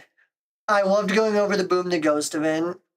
I'm going to try to get that out middle of the week. It's been a long week. I had 2 lore deep dive videos I finished in a very short amount of time. So we're going to try to get the Boom the Ghost event uploaded by Wednesday at the latest, if I can. And we also got the 2 new story chapters, I think, coming out in like 4 or 5 days. And then we'll have another lore deep dive that Saturday. And I don't really want to start another character-based deep dive video if that's coming out. I want to focus on the story-based ones first. So if it comes out, I'll be getting that done. And we'll have another lore deep dive this coming Saturday.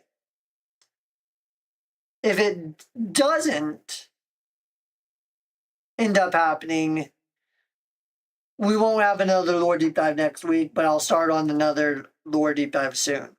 It's been a busy week. I've got to make sure to rest, because as much as I like getting content out and pushing it out as fast as possible for you guys, I've got to take a break once in a while. But the Dorothy deep dive video is up now, and the Boom the Ghost one will be up in a few days, if I can manage to push through here. Then we've got the 2 new story chapters, chapters 39 and 40. We've got those coming, and we'll get those out as soon as I can. And then as soon as things calm down, I'm going to start pushing out those character lore deep dives. I'm going to try to push out 1 a week. If I find myself short for time, 1 every 2 weeks. But that's about it for the updates. And I appreciate everyone for coming. And I'll provide more updates when I can.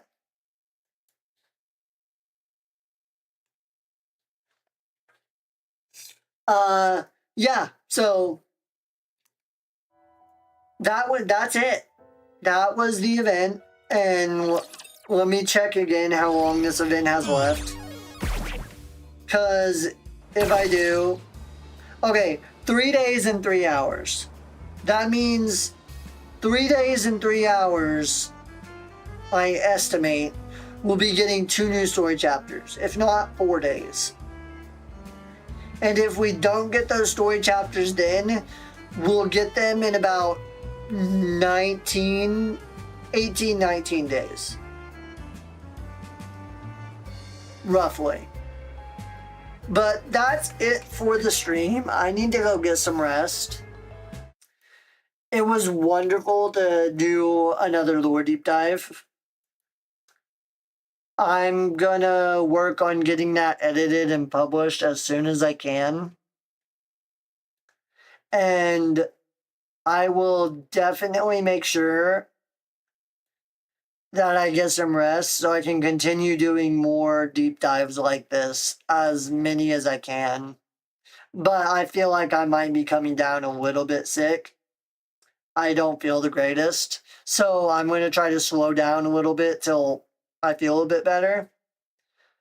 For those of you who stopped by stream on YouTube Kick, I appreciate y'all so much. And I'll see y'all,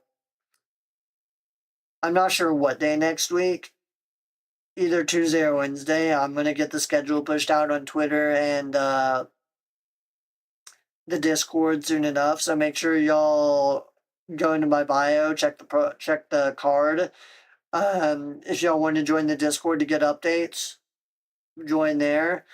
You can also interact with me there, or make sure to follow my Twitter. Either one, or both. Both is awesome. I will see y'all next stream. I'm gonna try working and getting the schedule pushed out there, and then I'll probably start work on editing this video tomorrow. Oh fuck. I've been holding that in this whole stream. I've been trying not to do that. Okay. Yeah, I'm finally getting on my last leg here. I appreciate y'all for coming. I'll see y'all next stream.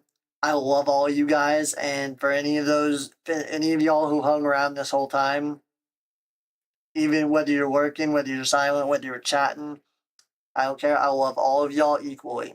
And I'll see y'all in the next stream.